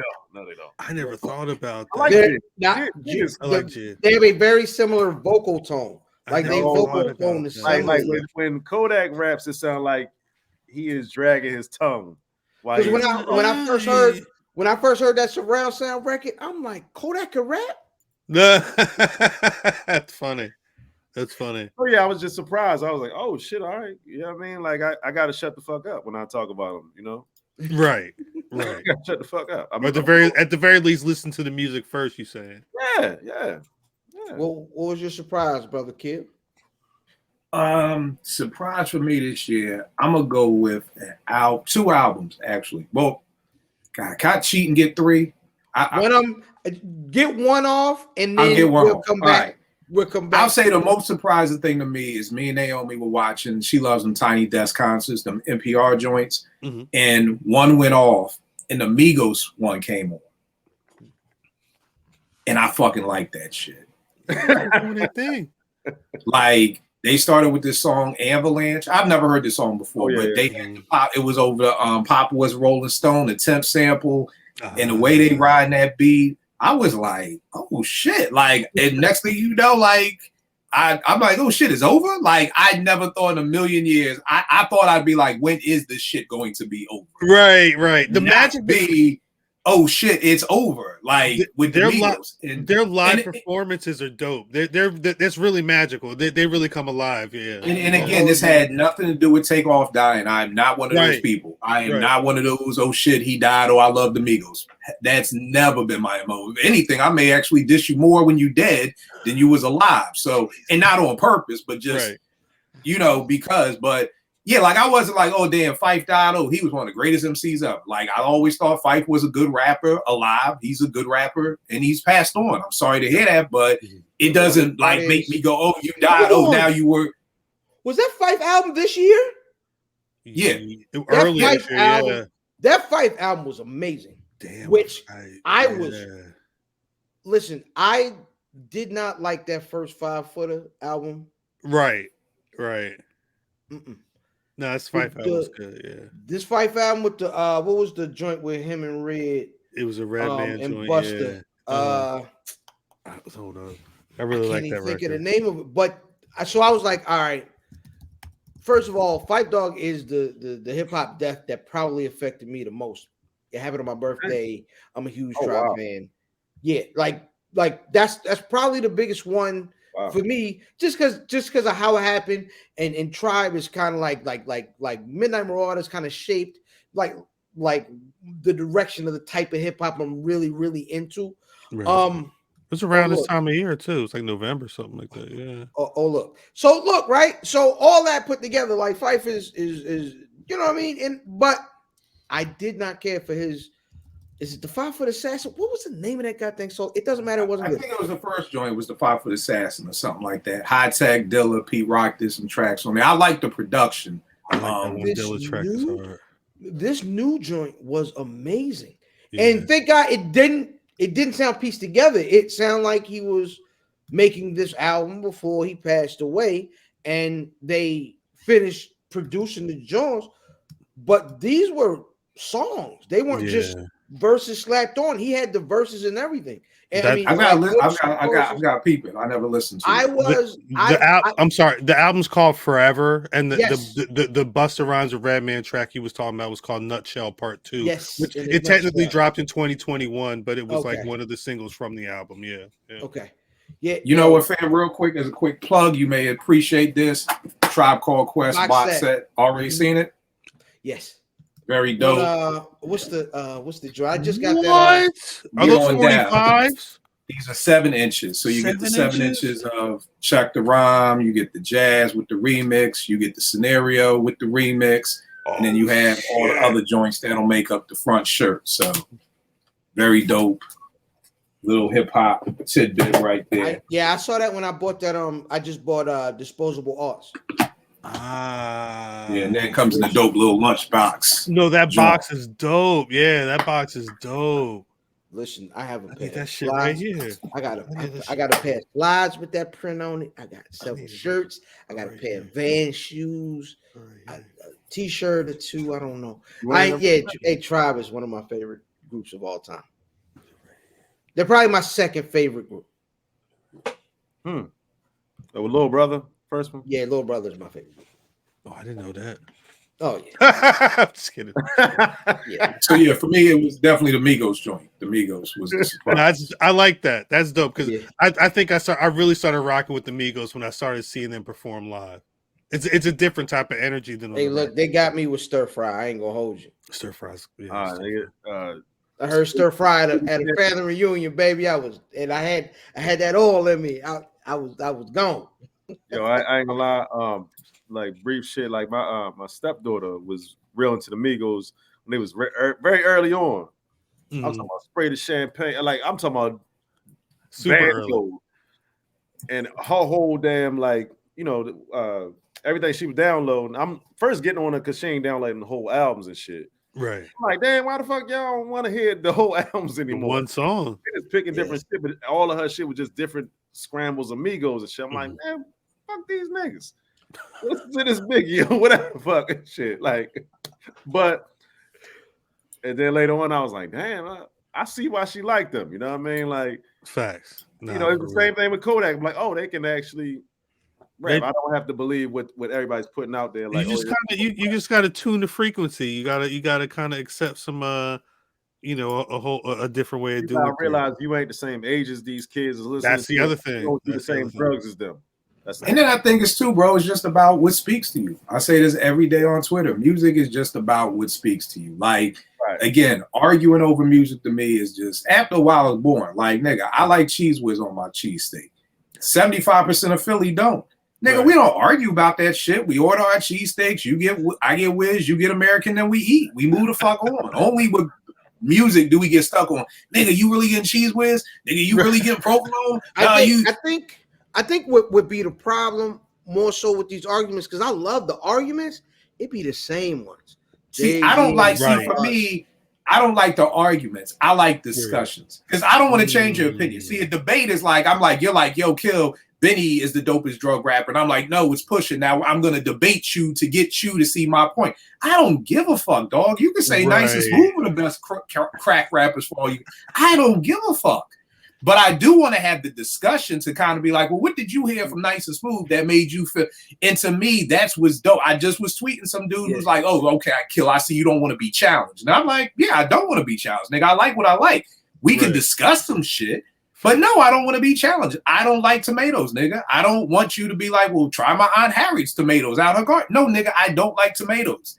Leave it the fuck alone. Like, I usually don't like tomatoes, and then I had tried these jokes last summer. This isn't even a joke. This ain't Little Brother tomatoes. Wife aunt. I'm just saying that should be the nature of the conversation. It should be discussion for like discovery. Like that's right. Like when you talk to somebody enough and be like, just like you just said, like, yo, why do you like this? Why do you like this? Like that's what kind of hip hop was and shit. Like, yo, what y'all niggas fucking with? What y'all niggas fucking with? All right, let me check that shit out, see if I fuck with it. It ain't like, no, nigga, that shit is I want to be right. But that's what it's turned into. It's turned into. That's why I'm always like, I'm here to discuss hip hop, not debate it. I don't give a fuck who you think is the GOAT. I don't give a fuck. I'm not here. Guess what? If I convince you Dilla's the best producer ever, I don't get no check in the mail. All I do right now, again, time is a commodity. Unless there's a bag in it. If you tell me, Kill, I got $1,000 in your Cash App. If you can convince me Dilla's the dopest producer, nigga, let's go. Because I'm all about that bag. But if we debate for 3 hours and you finally say, you know what, Kill, you right. What the fuck did I get? I just wasted 3 hours. I don't get anything. I ain't about bragging rights no more. Yeah, the especially problem with a is, nigga I don't even know. I mean, at least with Charlie, like, yo, I got counter. Nigga, somebody on Twitter, I don't even know this Yeah. nigga. I don't waste I think- 3 hours convincing him Big is the best MC ever. And it's like my wife done went to sleep, so I done missed that window. My Right. daughter over here on the phone, I done missed spending time with her just Right. to fucking be like, I won. Like, nah. I won, yeah. No, I think the no, problem with all no. these arguments is the fact that there is no such thing as a music fact. There is no such thing. Dates and times maybe, but as far as quality, listen, Art. if I The don't only like, facts to me would be your resume. And it's But funny that's because still we're not- about to do a show about that on Apartment 5B called Let Me See Your Resume. but that even that, right? If I don't like Jay-Z's voice, and Well, what I mean by as- resume is Pete Rock invented filtering. That's a fact. He was messing around with the S950. He invented filtering. Marley Marl was the first producer to separate drums and play them on individual pads. That's a fact. Primo was the first producer to really invent stabs, where he would just take a noise and dun dun dun dun dun. Like, though there are facts. Now, as far as So, like you but- like but- Jay or who But has the best that's voice. not, but those facts don't speak to quality. I'm talking about when I say there are no such thing as music facts. What I mean is, like, yes, there are historical events that have happened, but when you get to quality of art, nothing can be true. Because if I listen, Reasonable Doubt is an amazing album. In my opinion, an amazing 4.5 mic album, but that's a whole nother show. If I don't like Jay-Z's voice, that album can be 0 mics. Right. So because that if that's how I hear it, it doesn't matter that a lot of people think that that album is great. I would say this. So if you don't like Jay's voice, are you still not able to hear what he's saying? Yeah, no, but I can hear what he's saying, but I can't enjoy the song. But see, amongst the community or the swath of people that listen to this, you will be a very, you'll be a minority, a real That's fine. minute minority. But at the same time, there is a measurement to say that, okay, majority of people that enjoy this music like this album. Correct. That's still something measurable, right? No, but it's a majority, but it doesn't matter because it doesn't make that album any better to that one person that doesn't like his voice. It's kind of like I was going back and forth with this young boy, and I'm like, look, bro, you 33, right? My definition of dope is going to be entirely different than your definition of dope. If I would have got my girl pregnant when I was 15, nigga, you old enough to be my son. So basically, I'm arguing with my son about hip hop, which is never going to fucking happen. Okay. So the thing is that like I get what Fam is saying, because if you don't like Jay, like when people be like, yo, Kill, sell me on Rock Marciano. I'm not going to sell you on shit, nigga. You either like him or you don't. Like, and when people say they don't like Rock Marciano, guess what? I get it. Rock has a very different flow, his voice. So I get when people, I've had people say, Kill, I can't fuck with West Side Gun. I understand. Like, I get it. When I first heard West, I thought he was a girl. Like, so I can understand somebody like not liking West. So when these young boys are like talking to me, and I'm like, bro, I get it. I don't expect you to be able to respect Run DMC the way I did, because nigga, you weren't even thought of, let alone born. You weren't even thought of when Run DMC was at the top of their game. So I don't even expect you to do that. I think it's just that most people can't have that conversation because it's like, the young boys want to be like, oh, old head, you a gatekeeper. And I'm like, here's the thing with hip hop. We needed gatekeepers. I was talking to somebody today. He sent me that chick Glorilla stuff. And I was like, yo, I think she won like Out Verse of the Year, some hip hop website. She had Song of the Year. And I was like, yo, this is trash. And it was like this whole back and forth. And I said, bro, if I just wake up tomorrow morning, can I just say, yo, I'm an Olympic swimmer? No, you can't. You know what I mean? The reason why the Olympics is so great is because these people have trained and prepared their whole life for it. Nowadays, y'all could just wake up and be like, I'm a rapper, go on SoundCloud and you buy enough views, and next thing you know, your song blows up and you're the biggest thing out here. I said the A&Rs in the 90s used to be the gatekeepers. If you could see how many whack-ass demos we used to get up at 889 for Demo Madness, but why didn't y'all hear all that whack music? Because there was a gatekeeper there to say, nah, you're not good enough. There's over 1 million people who hoop out here. I think it's only, 500 people in the NBA? Something like that, yeah. Yo, imagine the NBA if we let fucking 500 more people in, including us three. How good would the NBA game be? It would be horrible. It would be horrible. I'm so MVP.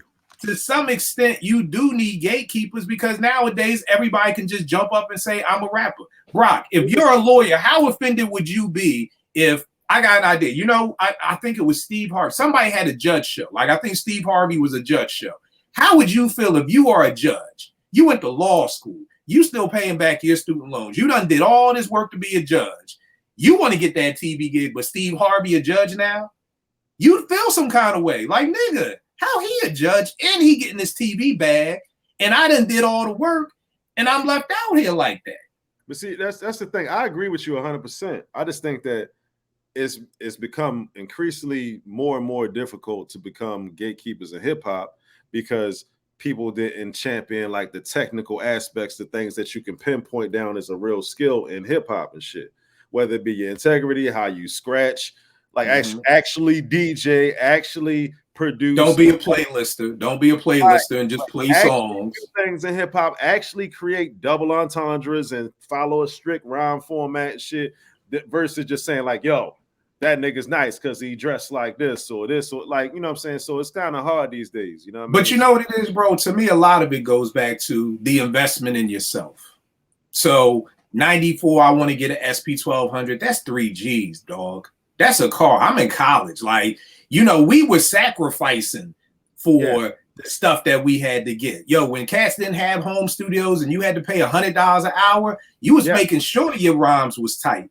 But when you just buy an iPad now and you got GarageBand and you can record and make beats all on this $400 iPad, there's no reason to keep getting better. I had to keep getting better because I just spent $5,000 on studio equipment and I had to learn this. I can't just be like, oh, fuck it, I ain't that good, I throw it away because all on this, I throw this away is just GarageBand. I'll just delete the app. No, like we had to get better. So there was this place of, like you said, integrity with it. You know, my man Shaw always talks about he grew up in Brooklyn. He had 3 brothers. He's like, bro, before I could even step out in Brooklyn on my block and say I was the best MC, I had to be the best MC in my house. I had to battle my brothers before I could go outside on my block and say I'm the best MC. That had to be the best MC in Bed-Stuy before I could even go to other neighborhoods in Brooklyn and say I'm the best MC. And there was this place of how and through those battles and these battles and these battles, you got better. But if he just woke up one day and said, I'm an MC, how much better are you going to be? Like, it's like I won already. Like, it's like just waking up and never playing basketball. Just to me, like, I'm on a basketball team, coach. Hey, coach, I'm starting point guard, everybody. They be like, nigga, like, you ain't going to try out? Like, and again, to me, that people always want to talk about the record labels, but man, it's a gift and a curse. The labels were a gift and a curse, but so is this fucking internet where everybody can just rap two syllables together and be an MC and be great. People were literally telling me that this chick Glorilla is like, yo, she's nice. And I'm like, people like Hill, ask them what they like about her. I said, no need to, because here's the problem. Crazy. You can tell me what you like about her. I still think she's trash. So again, we're wasting time because I'm going to try to understand you, but it's not going to change my opinion that this shit is trash. There's nothing you can tell me that this song, that just this hip hop song of the year is not trash. There's nothing you can tell me. You can tell me a sob story. You can tell me your dad got killed. I'm sorry. Still trash. You like the beat, Kill? Nah. I call that, there's a subgenre. I call that let's make strippers rich music. That's the new subgenre that just is played in the strip club. That's not new. Oh, no, it's been going on for years. It's just a new subgenre. I've just finally named it. Like, you know, I'm always like, with rock and roll, hip hop's about to be 50. You say rock and roll to 5 different people, you're going to get 5 different answers. Say rock and roll to my mother, Chuck Berry. Say rock and roll to me, Bon Jovi. Kyle, you may say Guns N' Roses. Fam, you may say Kiss. This is why we have subgenres. We have heavy metal. We have traditional rock. We have alternative rock. After 50 years of hip hop, there's a subgenre called let's make strippers rich. That music is over there in the corner. You know, then we have this type of rap. We got drill rap. We have all these different types of subgenres. Because if you just say, hey, there's a hip hop show in town and you go not seeing the bill, who knows who the fuck gonna show up? I will say this. And this is from one of my favorite things on the internet, period, is watching Brother Kill and his daughter relate over hip hop and go record shopping and him him buying records for his daughter and she crying over the record. You know what I'm saying? This one of my favorite things. That being said, my 13-year-old knows the words to Scenario, but he loves enjoying rappers that aren't nice but are funny, right? So I feel like my son has a better time in hip hop than I do because I spend too much time. What did he say there? What is he doing? Like I feel like Lil Fam is just you care. Right. It's like Bobby Rayburn. You know what I'm saying? Like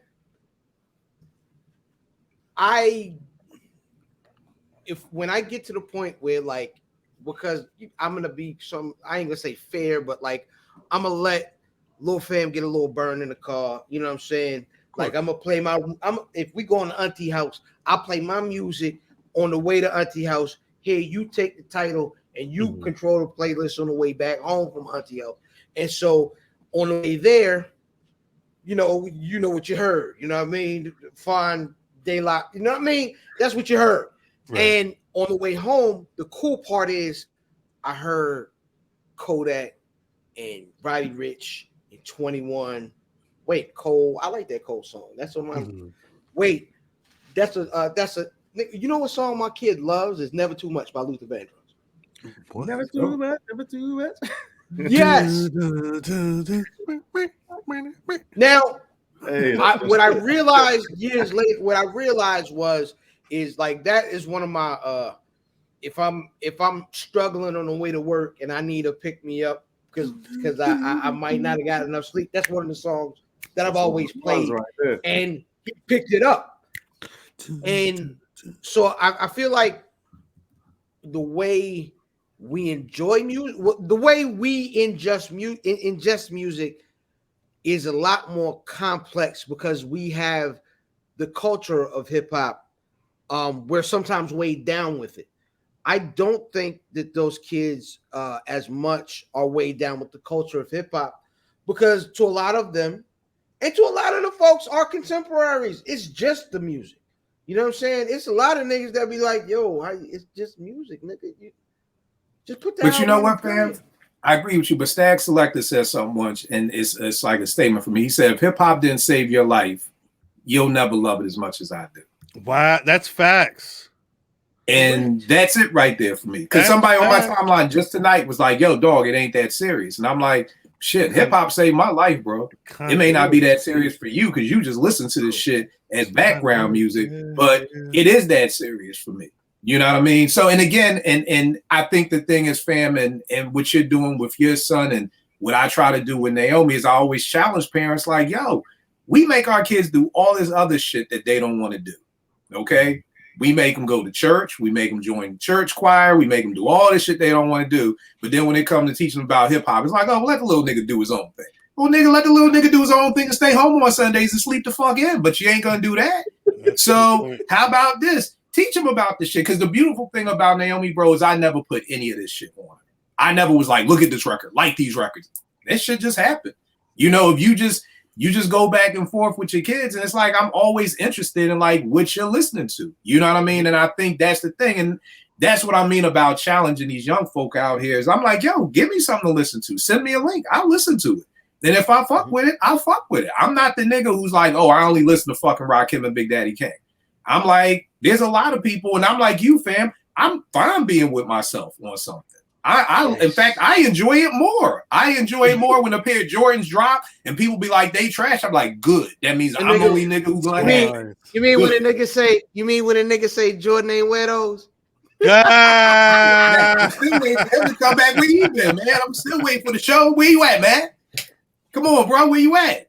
But yeah. I mean, but and again, I just think again for a lot of these younger kids, I think their parents would have just let them hear hip hop, especially these kids who are in their 30s, because that means your parents are our age, you know, or it could be our age, and you had the opportunity to do that. But again, these headphones came in, bro. These headphones came in, and that's what it is. Like for Naomi, she never, when you was in the car with me growing up until she was about 12. Nigga, you listening to what I'm listening to. You kidnapped the same way I was kidnapped. you kidnapped.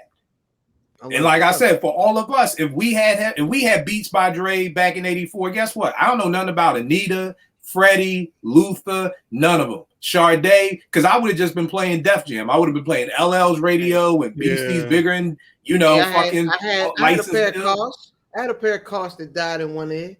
Right, but the thing is, bro, my pop, there was only one stereo in our house, in most houses. So when it was time to clean the house or do anything, I couldn't be like, oh, I ain't listening to Sade. I'm putting on my headphones. No, I had to clean the house listening to Sade, which gave me an appreciation and love for Sade and Stephanie Mills and all these other groups. Right. A lot of our kids grew up differently. They in the car with their headphones on. So they're not hearing what we're hearing. All they hear is their own music. So again, I just challenge parents out there like, yo, take them headphones off. Let your kids. In our house is slow jam Sundays. We just play all slow jams all day, just from the 80s and the 90s. You know what I mean? And if Naomi came to any one of y'all houses, y'all would fucking love her because she's gonna sing to Aaliyah, she's gonna sing to Freddie, she's gonna sing to all that other shit too, because that's all she heard growing up. Right. I love it. So listen. I had a bit of an emergency here. I opened a can of beer and the beer shot straight up in the air. It was wild. Wow. You know what I'm saying? I did a heck of a no-sell there. You know what I mean? If y'all go back, you'll see the exact moment. Like it's wild. So no, it was definitely wild. That being said, I did. What was just really quick?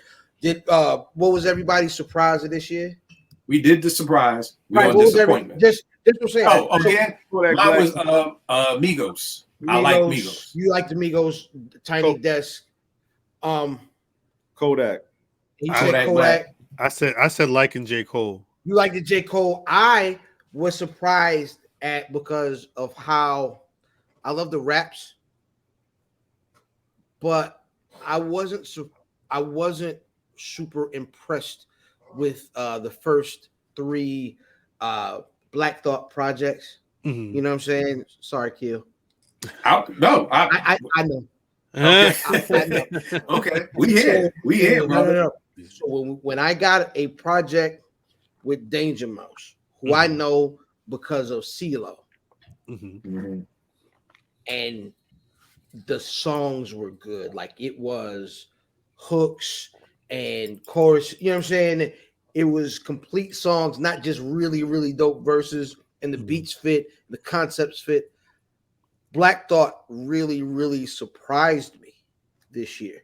My disappointment this year to kind of transition was the Busta Rhymes EP. I am one of the biggest Busta Rhymes, you know what I'm saying, Busta Rhymes fans. I saw Busta with Wu earlier this year, which was, you know what I mean, amazing concert. And, you know, Busta, Wu, Nas. I love ELE2. I'm a great big Busta fan. Yeah. That EP he put out a couple of weeks ago, it was called Big Bang. That whole wasn't even a firecracker. Came and went. Busta, why would you do such a thing? First of all, stop making music with Swizz. He's not good. Did I listen to that Busta Rhymes? I didn't even know there was an EP that he dropped. I thought that ELE2 was the last joint. No, it was like it's maybe 3 weeks ago. It was a Busta, and I was like, it's a new Busta today. And then I played it, and I was like, oh, it's a new Busta. Wow, I had no idea. I was heartbroken, man. I've never put in a Busta project and been upset about it. Mm-hmm. It wasn't good, man. It really wasn't. The fuse is lit. Hey, no, it wasn't. He lied. That's all. Yeah, somebody poured some water on it. It was lit. Yeah, the fuse was lit, and John Pierre Paul's hand and blew his hand off. He had a hot sex. Oh wait, this was the record with the Big Daddy Kane Conway song on. That song is hard. I like that record. I didn't realize the whole release came out. Okay. Oh, Slap. I like the Slap record. Also, my surprise this year was there were two legendary rappers that were still putting out decent verses, and there was Big Daddy Kane and Cool G Rap. Cool G Rap. So go back and listen to the or watch the Second Tier Legends conversation we had. Yes. Spawned off the Cool G Rap conversation from earlier this year. No, that's I forgot that was going to be a release. I swear I saw the single and then I forgot about anything else Busta Rhymes was doing for the rest of the year. What was the disappointments that y'all had? Oh, I want to say this because y'all been talking a lot about Push. Y'all been talking a lot about Freddie. I know somebody mentioned Kendrick. My biggest disappointment of the year, and it may just be me personally. I thought, especially Soul Separately, I thought I was gonna love that album a lot more than I did. I remember when Black Illuminati came out, I was like, yeah, I can't wait for this shit. And I'm not saying Freddie didn't do his thing, because when I listened to the album, I'm like, yeah, Freddie be writing, he be doing, but it compared to some of the other projects, I didn't go back to Soul Separately, or like I would listen to Diet Coke, but I definitely wasn't. I didn't go back to Pusha T nearly enough as I'm seeing people saying it's the best album of the year. And I don't know if that's just me or what, but maybe my tastes are changing. I don't know. I'll say this about the Push album. I saw this interview that helped me kind of not understand it better, but I'm listening to it and I'm like, it's like every other song I like. And I'm like, yo, what is it when he's with Ye versus Pharrell? But he was saying that when he's with Ye just wants him to do Pusha. He's like, yo, just go out there and do your thing, which explains why Daytona is so amazing. Right. And it also explains why all the Kanye joints I loved. Where he said Pharrell was more like, nigga, he said Pharrell called him the VA like, nigga, you just gonna be a mixtape rapper forever, huh? We got to make some songs. Yeah. Right. So he was like, yo, he said they was watching the Joker movie while making this. And he was talking about how like he wants you, he was like, I want you to get in character. And there's a joint on here where I remember the first time I heard it, I was like, yo, why are you rhyming like that? It's the joint Call My Bluff.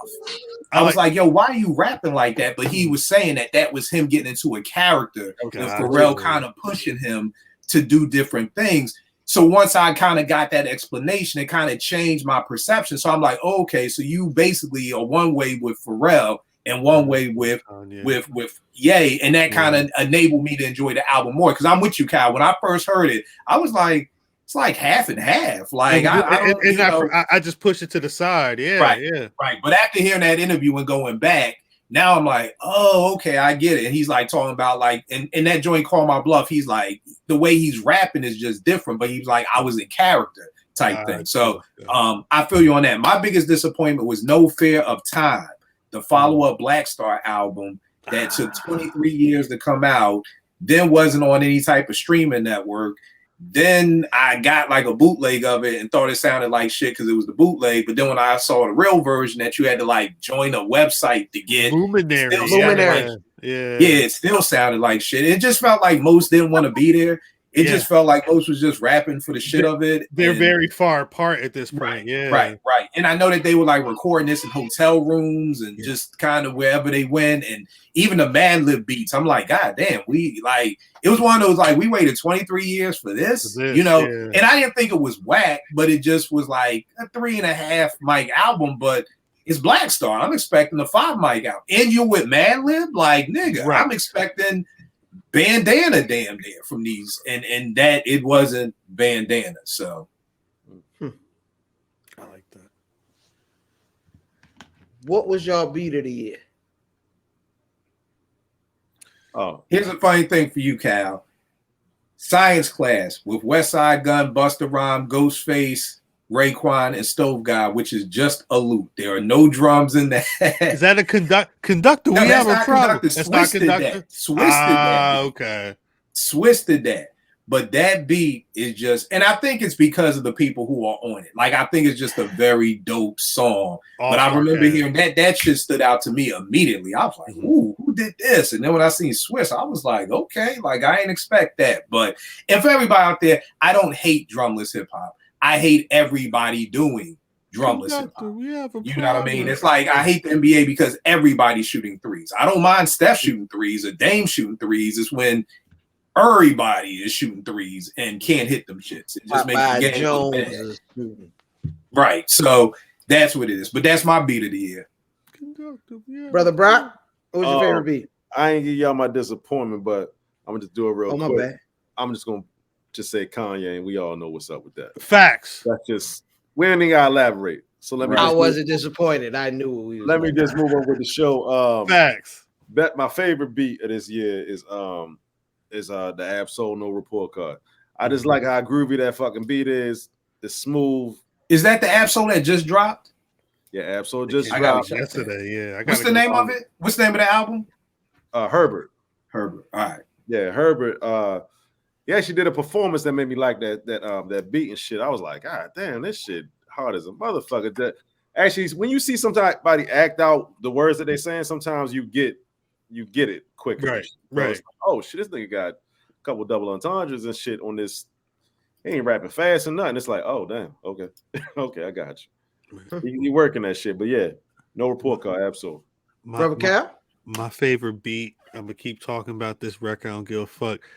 I was trying to figure out what it was. There's a lot of beats that I like, and that's the reason I like the song. But I think J. Cole got in the booth and did that because of what was coming out the speaker when he pressed play on that Johnny P's caddy when he hit that instrumental. There's something about the vocal in that. There's so much Like space in it. Yeah, like it feels like something that you can't just be like, let me just say some bullshit on. Like, you gotta say something that means something more. You gotta step correct to that record. That shit sounds like a trance, yo.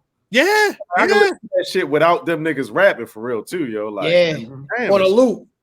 Exactly. Yeah. Exactly. Just to wrap it up, Benny's 10 more commandments. Crack commandment joints. Nigga, when I tell you that goddamn it's Derringer and Beat Boy, it didn't sound like so you sit there and you like, oh, he did 10 more commandments. You see this on the record. You see the immediately, yeah. And you like, okay, nigga. First, this is an undertaking because you talk about big, right? Then you talk about big and pre. Sheesh. Right? So like, all right, what you did here? Let me see. I like Benny. Did Benny Preem get that beat? No, the original, the original. No, I know that, but I mean, come on, yo. No. The new joint is Derringer and Beat. Do the extra leg work, yo. Do the extra leg work, yo. Yeah, it was Derringer. I'm gonna scratch that shit back up. You know what I mean? Re-rock that shit and come back out, yo. But like, but now me and Kill had another conversation about you can't just redo a song. We talked, right. You know what I mean, we talked about this on the spaces. You can't just redo a song. This was basically just like the spiritual successor. It was like when Bleak and Jean Grey and Most did the Crooklyn Dodger 3 record or whatever. Right. You know what I'm saying? He could have done 10 Crack Commandments 2022 or something like that. Yeah. That's basically, it was more of a spiritual successor than the actual sequel. I mean, but he did reach out for Puff. But I don't know what Puff was talking contextual about.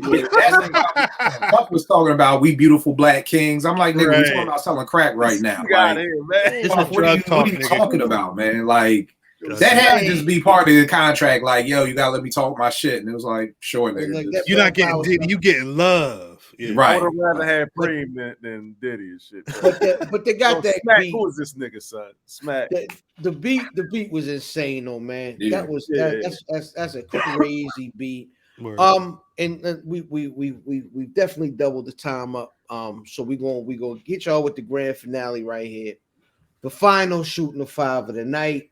ST5, bam, bam, blah, blah. Rat. ST5. You know what I mean? Shooting the 5. Where's Buffy on Twitter? Where's Buffy on your mother's old oatmeal that she left on your head top? Because she had to hurry up and go to work. You know what I'm saying? She had to take you to school because you was late because you was a lousy son of a gun. Anyway, finally of the night, man. Top 5 albums of the year. This is niggas will fight you over this list. Niggas, what's your top 5? If a nigga started a sentence, what's your top 5? And he has one fist balled up already, ready to fight. Because if you disagree, I'm going to punch you in your mouth. I'm gonna give my 5 because I'm gonna say this. This is my 5 as of right now. It could change if I get more into this Absol album, but currently my 5 of 2022. Shouts to Kill for mentioning Science Class. West Side Guns 10. I think it came out at the wrong time. if Kanye wasn't Kanye and changing the whole course of everybody conversation, I think we would have been talking about this album more. Phenomenal track list. A lot of us have talked about the cheat codes from Danger Mouse and Black Thought. As a complete sonic work, I think it just fits. I may need to have another project from them. Maybe Black Thought and Danger Mouse is a Nas and a Hit Boy. Speaking of Nas and Hit Boy, King's Disease 3 has to be on there. Again, fucking chef's kiss throughout the entire project. There's a lot of Griselda that came out this year.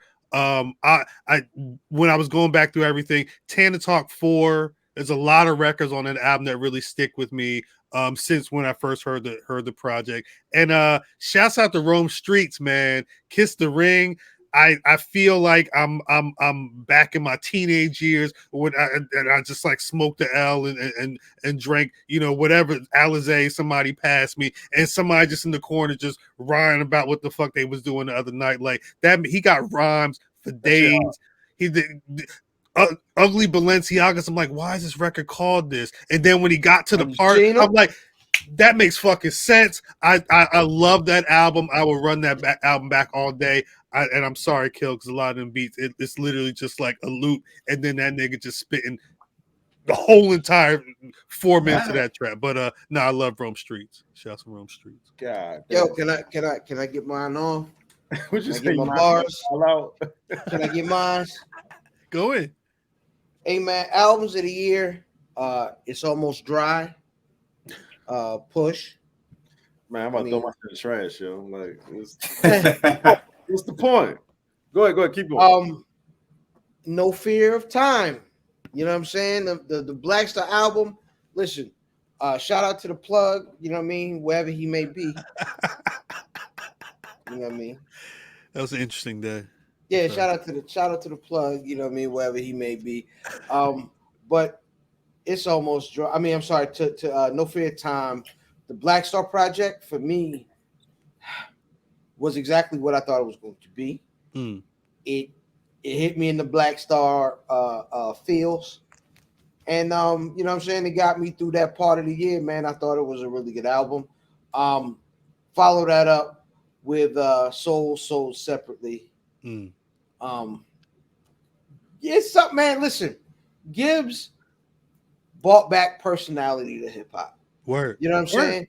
It's like you either had personality or you could rap. You normally don't get both. This nigga could rap, but he's funny and personable, and he's a dope MC, and he's kind of a jerk, and I like all of that. You know what I'm saying?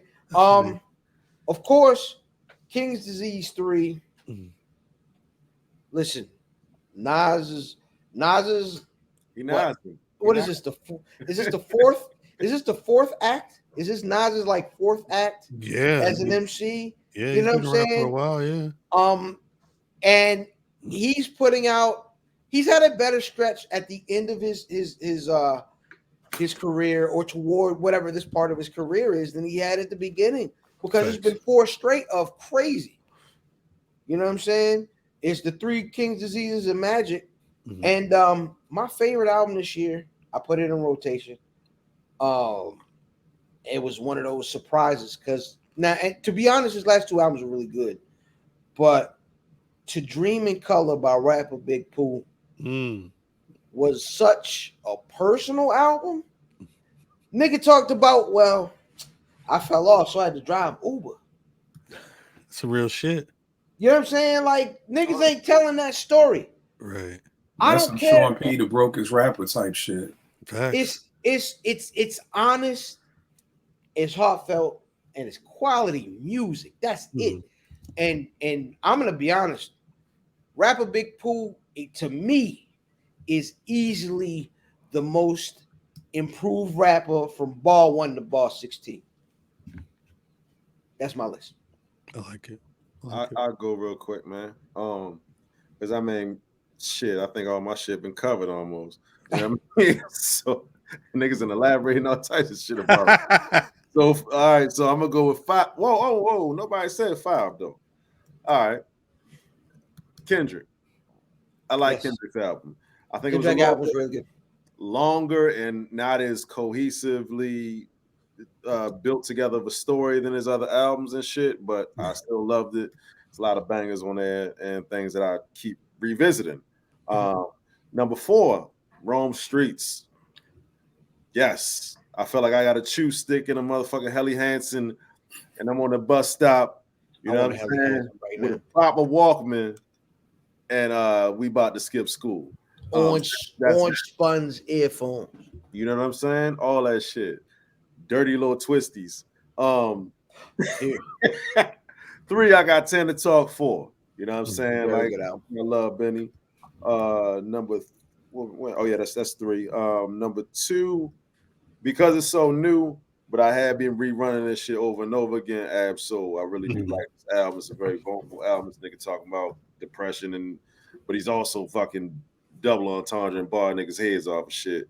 And number 1, I got Pusha T, Almost Dry, because you know, man, you can't go against Push, yo. That's fucking crazy, nigga. I mean, you can. I mean, you can, but he's one of those rappers where I dare you to find like a bad verse. That's a good point. I dare you. Like, I only think of 2 niggas like that. Well, 3 niggas. I say him, Jadakiss, and fucking Kool G Rap. I've never heard a bad verse. It's another guy I would put in that list, but don't even worry about it. Oh yeah, Ponte, nigga. You ain't. I mean, he can get in there too. He can get in the mix too. If you put it, if you send me the Whack Fonte verse, I'll pay you the money. Keep going. Like he in the party. You know what I'm saying? Right. But matter of fact, even your man and shit, even your man included in shit. Like I cut my hair off. I cut all my hair off. I go bald and shit. You send me one in that's like just super whack trash and shit. Like, all right, you got it. You can't find it though. So go ahead. I'm done. All right, for me, I got 5 cheat codes. Number 4, Mr. Morales and the Big Steppers with Kendrick joint. I know a lot of people are like, yo, that shit too heavy for me, you know, da. I love it. Me and Naomi was literally just driving to Martin Center the other day, all day listening to it. It's not heavy to me. I love it. Oh, you know what? I'm sorry. Let me do this, because one of the things I had Nas's King's Disease in here, but I don't want to discredit it because I think this album could be even bigger than what it is. But whenever something drops in November, right? Like normally, my rule is my year goes from December to December, because if something drops in December, I don't feel like I had enough time to kind of because like Cal, if Pusha would have dropped in December, this isn't making my list. It kind of had to live with it for a while. So the only reason why King's Disease 3 isn't making this list, just because I don't want to discredit it. I had it at number 3, but it easily could be number 1 in another 3 months. So 5 10 talk 4 cheat codes, 3 Mr. Morales, 2 It's Almost Dry, and then 1 Soul Separately by Freddie Gibbs. So that's the 5. I'm with it. Damn, what a year. What a weird year. Yo, for me, I started seeing artists come back to albums and shit. Yeah. Right? It's artists have been consistently putting out loose collections of singles. Shout out to Drake. And it's gotten to a point now. Even Drake did it this time, which he never does. He put out a dance album, right? And then at the end, the very last joint, after all of them dancing in Baltimore club tracks and international club shoulder music, you got at the very end a hard, just beat a tough beat and some tough raps with him and 21 Savage. Yeah. Which then he followed with an entire album of him and 21. And a certain energy and vibe. And I love the fact that now music is getting back to cohesion and projects that feel like itself, like they feel like each other, like the songs don't sound disjointed, like they're supposed to be on the same project. And the reason why that is important is because if you can put together a dope body of music and not just a collection of songs, it makes all those songs more memorable, and it gives the music more longevity, and it really builds culture back into music, and not just I want to make a song that's a hit so I can be successful and make some bread. But you know, a big piece of that, bro, something that's really missing in hip hop, the depth of the executive producer.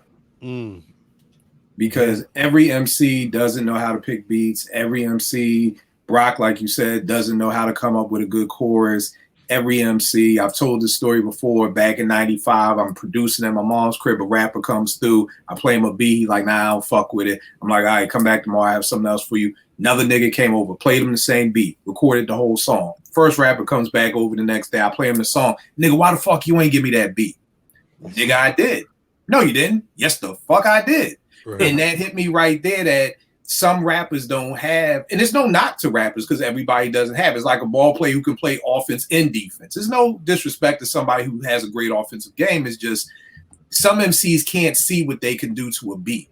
But once they hear the song, once they hear the completed song with the chorus and that, everything, then it's like, yo, why you didn't give me that beat? So I think the hard part is you got a lot of these cats, you know, these underground, super underground rappers who just be naming songs, whatever. Like we were talking about on 5B. Like, I don't know, Brock, you talking about Jay-Z with good choruses. What's the good Griselda chorus outside of Rubber Bands and Wait? I can't even tell you the name of half the Conway songs. Right brick, hey, right brick on my brick. But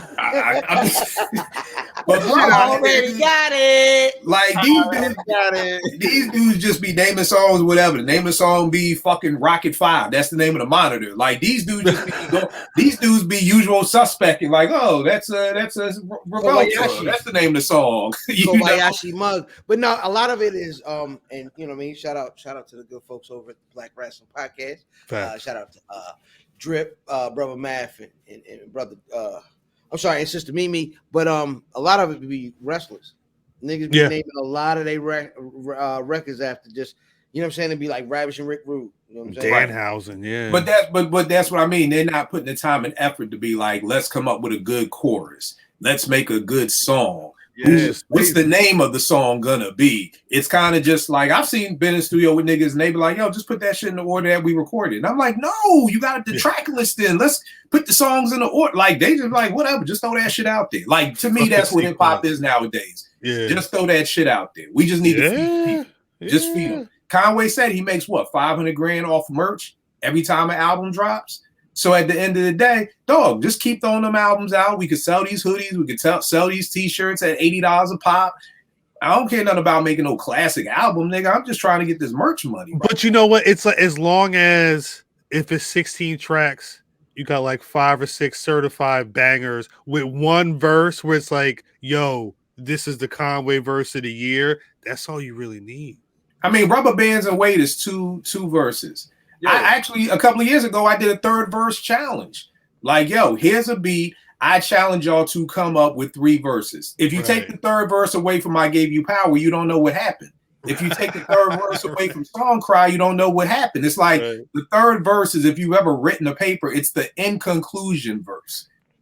You know, but these new cats is just like, and this one dude was telling me, he was like, yo, Kill, I take a music class at Berkeley, and this is the hardest assignment I've ever had. You asking me to write a 3rd That's verse. crazy, because I was always told, I'm sorry, I'm a writer by trade. I was always told you make the beginning and the end is the bun, and everything in the middle, you got the you know, whatever, meat. Your meat, your lettuce, your tomato, all that stuff. It's really, they go bun, which is like, you know, the beginning of the song. The chorus may be the meat, and then the 2nd verse is the bun, and then they out. Here's the problem. It's not a sandwich. It's a drink. So the first bar, it's a fucking shot. It's a shot. Yeah. The first bar is that cherry on top. You're like, you eat the cherry, and then bleed. You drinking the drink at that point. You're done. Yeah, you just want the cherry again. But here's the other problem is, again, and I hate to get on my education for half my 12th graders can't read.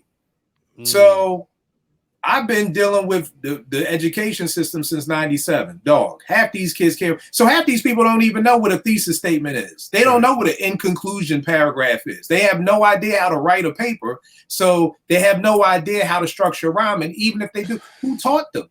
Who taught them? When I first started going to the studio, my man was like, yo, you need a 16. I didn't know what a 16 was. And he taught me, oh, this is a 16. This is how you count bars. You have to do this.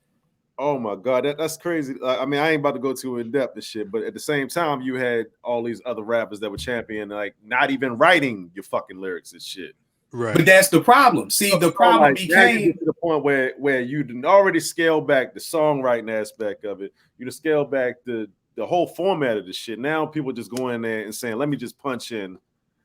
But bro, but that's the thing, Brock. Now it's what they call it, the vibe music or whatever. Right. But when people heard Big and Jay didn't write their rhymes down, people were like, okay, I'm not writing my rhymes down. No, my nigga, they're special. You're not. You need to write your rhymes down. It's like when Iverson used to be like, I don't need to practice. That's him. He's special. The rest of you fuckers need to be at practice. See, what I'm saying about them two was it wasn't even a complete I'm not writing my rhymes down. It was a more so I'm writing rhymes consistently in my head. I'm memorizing bars. Right. Lil Wayne took it a step further to say, okay, I'm in here just rambling stuff and putting it all together. Then now these niggas are just saying 4 bars at a time or a sentence at a time and shit. Stop it right there. Yeah. But here's the problem, bro. But again, created went down from there because somebody they didn't big up like them having a talent. They just made it like, oh, this is a more efficient way to make. Like, why do I have to even do that? You know what I'm saying?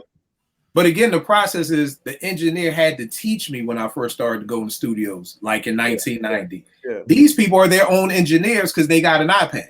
So again, there's nobody to even teach you what a 16 is, how to count bars. Let's come up with a good chorus. Let's come up with a good song. I've been in the studios with a nice laid back beat playing and niggas want to talk about killing each other. I'm like, nigga, this don't gel. Like, nigga, you need something a little more harder, but niggas don't care. So again, without that executive producer, without that coach to kind of, I always tell people, Steph Curry is a great shooter, but he has a shooting coach. Right. He's great, but at the end of the day, the boy had Tim Grover.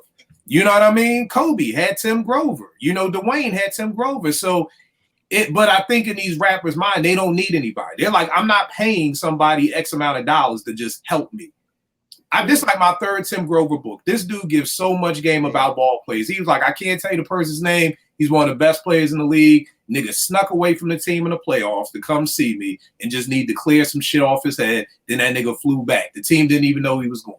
Damn. So see, people just think, oh, whoever it was a top 5 player at the time, but whoever it was, somebody else is probably thinking, oh, Kobe ain't need no help or LeBron ain't need no help. Everybody needs help. But for these new MCs, it's like, nah, fuck it, I got it. Because again, the goal isn't to make a dope album. The goal is to get that bag. Yo, it's funny. It's funny you mentioned that. And you mentioned one of your favorite people of the year was Glorilla. One of the big issues recently was that she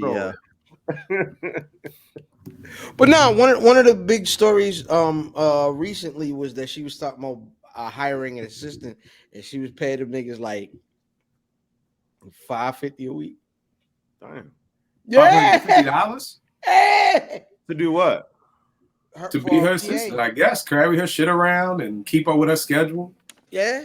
Wow. Oh, she got the But again, bro, it comes back to this generation is after that bag. When I got my 2 turntables, nigga, I'm 10 years old in this picture, but my first 2 turntables. I wasn't thinking about no bag. All I wanted to do was get respect in my neighborhood. I just want people to be like, yo, that nigga killed nice on the turntables. Right. That was it. These niggas nowadays, it's the bag.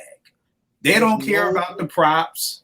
There's no culture attached to it for them. Right. For us, there was a culture. There was a whole like early, we were in at the beginning, you know what I'm saying? Where we were there at the beginning of a culture that, first of all, is one of the very few American born cultures, right? Yeah. But like, you know what I'm saying? It's one of the very, very few African American born cultures. But we were at the front end of it. Brock's face. Brock's face was like, no. I mean, rock and roll, blues, fucking jazz. But those are art forms. They aren't cultures. They're not cultures. They were at the time. There's no. I don't want to argue tonight, but I got. Yes, they were at the time. Like before, there are art forms. Niggas was they were born.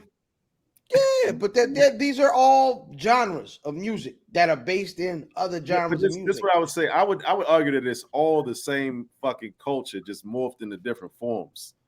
That's it, yo. The breakdancing, it's a direct soul of all of this music that just like you can direct it all back to every. You can direct it back to, but the breakdancing portion, the graffiti portion, the DJ and MCing portion, they're all facets of a cultural movement that started 50 years ago. I don't know if there's anything American like that not only had major components and came up and blazed 50 years, but 50 years later, it is still the number one genre of music put out on Earth. Whole Earth. You know what I'm saying? Nah. I with such a dramatic statement, I think that's an amazing place to cut us off for the year. Facts. Dope show. Amazing. Worth every minute of it. Yeah, man. We're gonna revisit that conversation. Now, it's late as a motherfucker. I don't even want. Yes, absolutely. We're gonna revisit. We're gonna revisit that, man, in 2023. Woo. Before we get out of here, before we give them the social media, I want to go around the table. You know what I'm saying? One prediction, one thing that y'all think we're gonna get next year. I'm sorry. Off this conversation, I think we about to get more ignorant rap. That's what I put down before we even started talking. But the fact that there's no OGs in the studios and no reason for people to really educate themselves on what's been going on, it's going to be a lot more of these 1 minute songs that you got to go back on YouTube and play 15 times. It's about to be. Push got a song called Diet Coke. It's about to be diet rap for a lot of people, and we'll see what happens in another 5-10 years. But I just hope that the cats we've been talking about got some projects in the chamber, because the rest of the shit outside of that is going to be kind of noisy. I anticipate Pusha T gonna win a Grammy. That'd be huge. I like that. Huge. Any nominated for Almost Drowned? I don't know. I know he was up for Album of the Year on Rolling Stone. I'm not sure if he was nominated for a Grammy. So I mean, if that ain't holding true, I got a backup. So no, yeah, he's nominated for Grammy best rap album of the year for. All right, so I think Pusha T's gonna win that. I don't even care who's in there. I think he's gonna win. That would be crazy. I'm with Cal on just the more ignorant, because here's the wild part, y'all, and I think I'm gonna be 2 minutes with this because I know it's been long. Like, I don't think people remember, y'all, like, and maybe it was just me, when COVID first hit, like, yo, I thought the world was the fuck over. It was like, yo, are we gonna live? Like, are my parents gonna live? Like, yo, this could be fucking it. Right. And I'm just like, yo, this is just such an opportune time to just get so much art out. And the fact that we came out of COVID and we back outside and ain't nobody said shit. Like, right. It's literally like the end of the world did not almost just the fuck happen. I mean, when I would go to sleep watching CNN, I just see the fucking counter of just bodies and just people dying. And it really was like, yo, is this the fucking end? This could be it. And we back outside and we lit and we done forgot about all that shit. What do you mean? What do you mean back outside? I am 20 minutes south of who Boozy said was outside. Like about the more niggas. They was right upside. I knew. I said, look, you know what's gonna happen? A lot of niggas gonna die. Yeah. And then they're gonna figure out a way for us not to beat it, but to live with it. And that's what we do. Right. I mean, and again, just for a minute, I just think for a minute, everybody was kind of like, yo, what the fuck? Like, what the hell? No. That was it. The bodies are piling up out here. What I'm looking forward to, man, I just remember Skyzoo posted this today. He's got a new album coming out called The Mind of a Saint, where he's talking about the mind of Saint on Snowfall. So I love his concept album. So I'm just like, he's gonna be in the mind of God, what's his name? His name is Saint, but what do they Franklin, and that's coming back. Snowfall's coming back in February for the final season too. Yeah. So I'm very hyped for that. And I'm very hyped. My man Amir, who was signed to Pete Rock's Records, True Soul Records, is coming out with his debut album produced by Pete Rock, Dope Boy Soul. So those are the two joints that I'm looking forward to this year. But I would love if Brock's joint comes true with that Pusha. If a drug dealer can win a goddamn Grammy, man, it's man, we won. Hip hop won. We can just stop. We won. Super facts. Yo, I got another one. I think Joe Budden ain't gonna make it through the whole year with his same. Like he gonna die? Like he gonna get assassinated? No, I'm talking about he gonna switch co-hosts by the end of the year. Oh yeah. I rock with that. I will rock. Sorry, hey, Ice-ish. Why? I don't watch. I just saw today that he said something about Lil Zane's butt. Like, nigga, I tear your little ass up, and I'm like, okay, this is why I don't watch his show. But like, are they beefing? Or are you just saying just joking? That wasn't even. That was his own. He's got some other radio show or something. He's tripping. I just don't fashion Joe Budden as a consistent guy. You know what I'm saying? Right. Oh, he's consistent. Yo, once that nigga told me he jerks his dogs off, I was like, yeah, bro, good. Yeah, he didn't. Listen, yeah, Joe is a wild nigga. He said that dumbass shit. No, he didn't. He didn't say it. He did it on TV. Anyway, I got two things. The one thing that I'm looking forward to, is, come on, man. There is an official, Little Brother documentary that is dropping this year. I like that. Yeah, yes, and I can't wait for it. But you gonna cosplay that shit? I'll probably go to the premiere. I'm fucking. You go to come in. All right, we go. If you go to the premiere dressed as Fonte, bro, man, I don't do it. Matt, how do you dress as Fonte? Yeah, exactly. You'd have to get the fake little scrunchy hair. You'd have to get the fake joint. The wig, yeah, you gotta get the wig. Nothing, bro. You can come in tomorrow with a full head of hair, bro.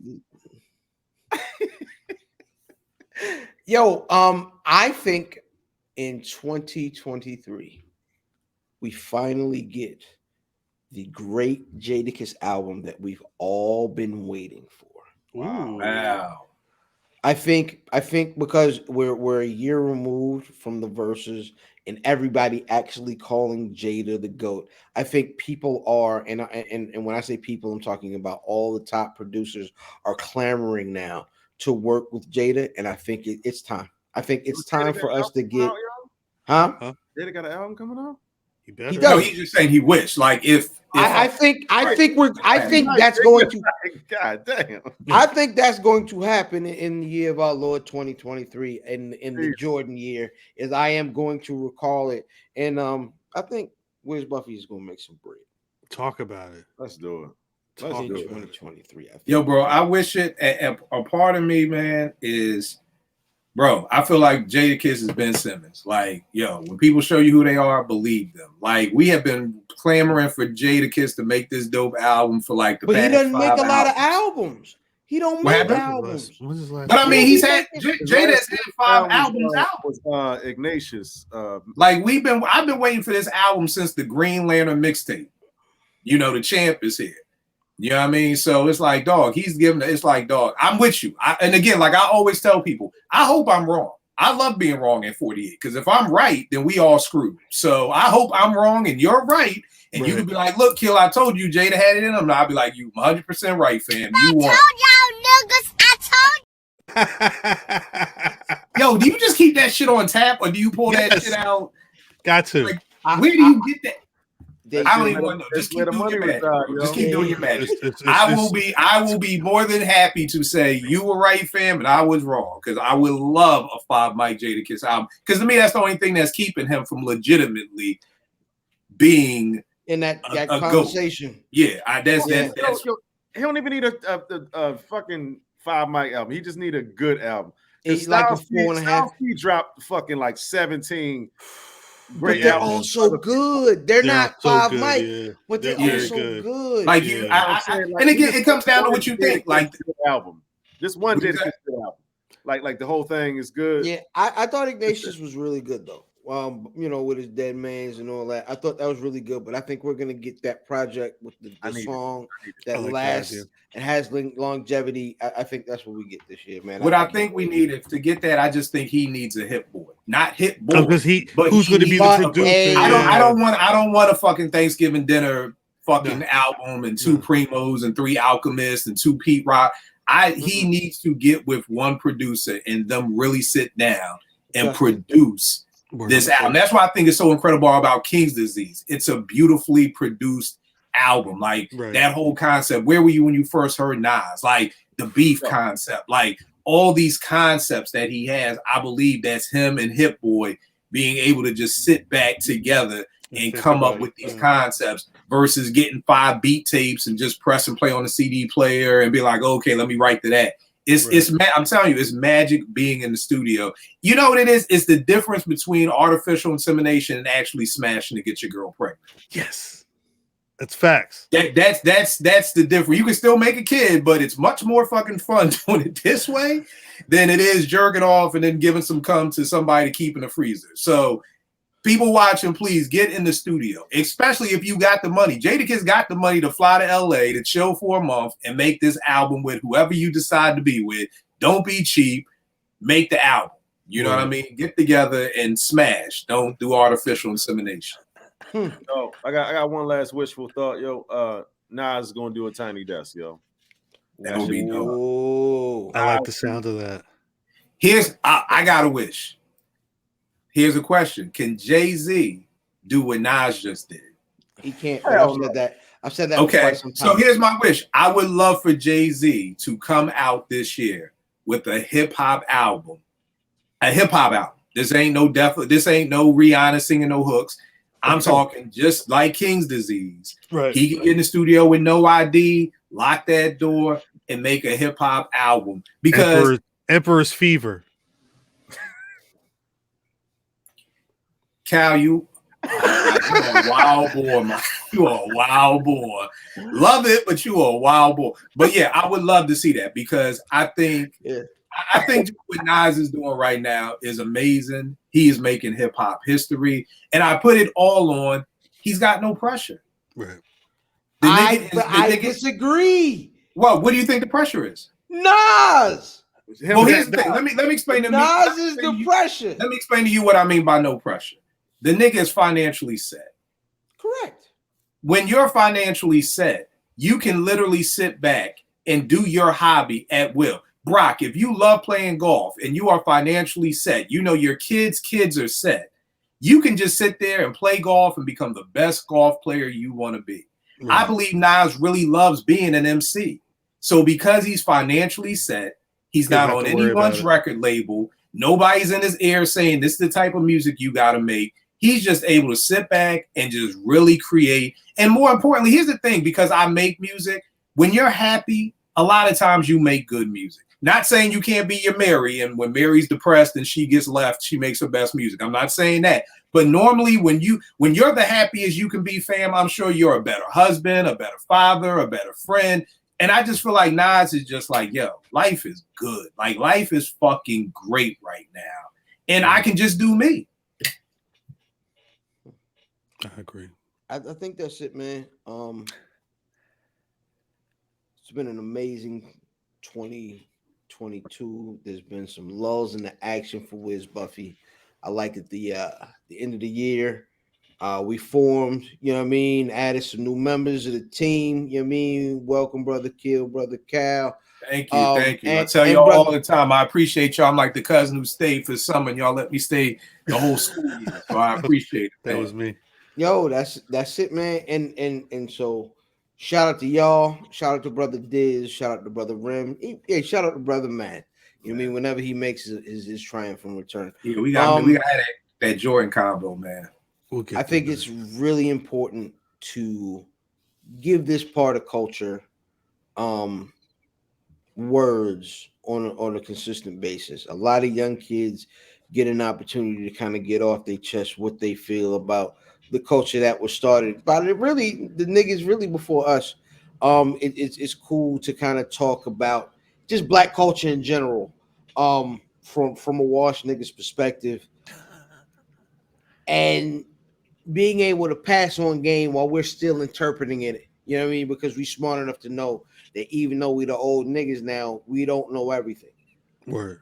And that being said, I am IlFam790, your social media choice, aka the Anderson the podcast, and aka Captain Bro Albano, Brew Diamond Phillips, Sticky the Dragon, Steamboat, Pod Champ Pod, God's favorite podcast, the Pipe on the podcast, Chew Bubblegum, and I'm all out of dentine. Ice the Senior Love Daddy at WFAM, where family always matters, and my tag team partner.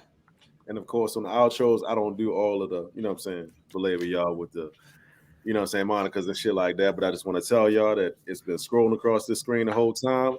All the places you can see us. I'm gonna let it rock for a second. You know what I'm saying? Cal's about to come off the screen. He's about to find us at all of those places. And if you want to find me individually, is broccoli_Balboa on all the social media platforms, and Herbs Day on YouTube. You know what I'm saying?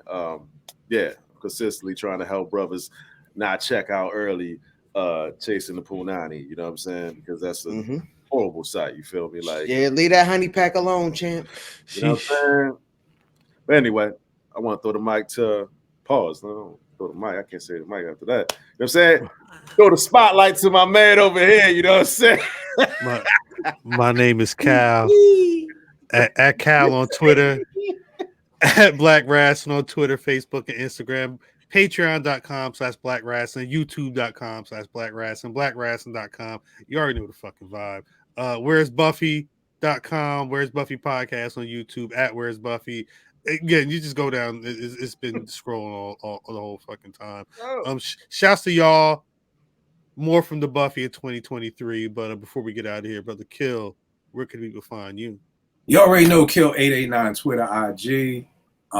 I came in like I had something cool to say. I gotta find out how much my ghostwriters need, because it came in nice. It was like Kill 889 Twitter, IG, and y'all thought, but I got nothing, man. He came in. He said, "I give pad to my man with my right. Yo, my wife won't even let me rap. She was like, "Nigga, you are like stuck in 1983. Like, nigga, you still rap like her." But check me out. Follow me on Twitter. Always starting some shit, and not on purpose. So, but you'll definitely get some good shit. And again, I just appreciate y'all for letting me rock with y'all, man. I've always loved the Buffy, and it's a blessing to be part of y'all's team now. So definitely appreciate the love. Part of our team, and now you just part of the team. It ain't no thanks for the. I mean, nope. We all here. You go in the refrigerator and get your orange juice, my nigga. You know what I'm saying? No doubt. At this point, I'm the voice box. You know what I'm saying? Brock the right leg, Cal the left leg, Kill right now. You can play the heartbeat.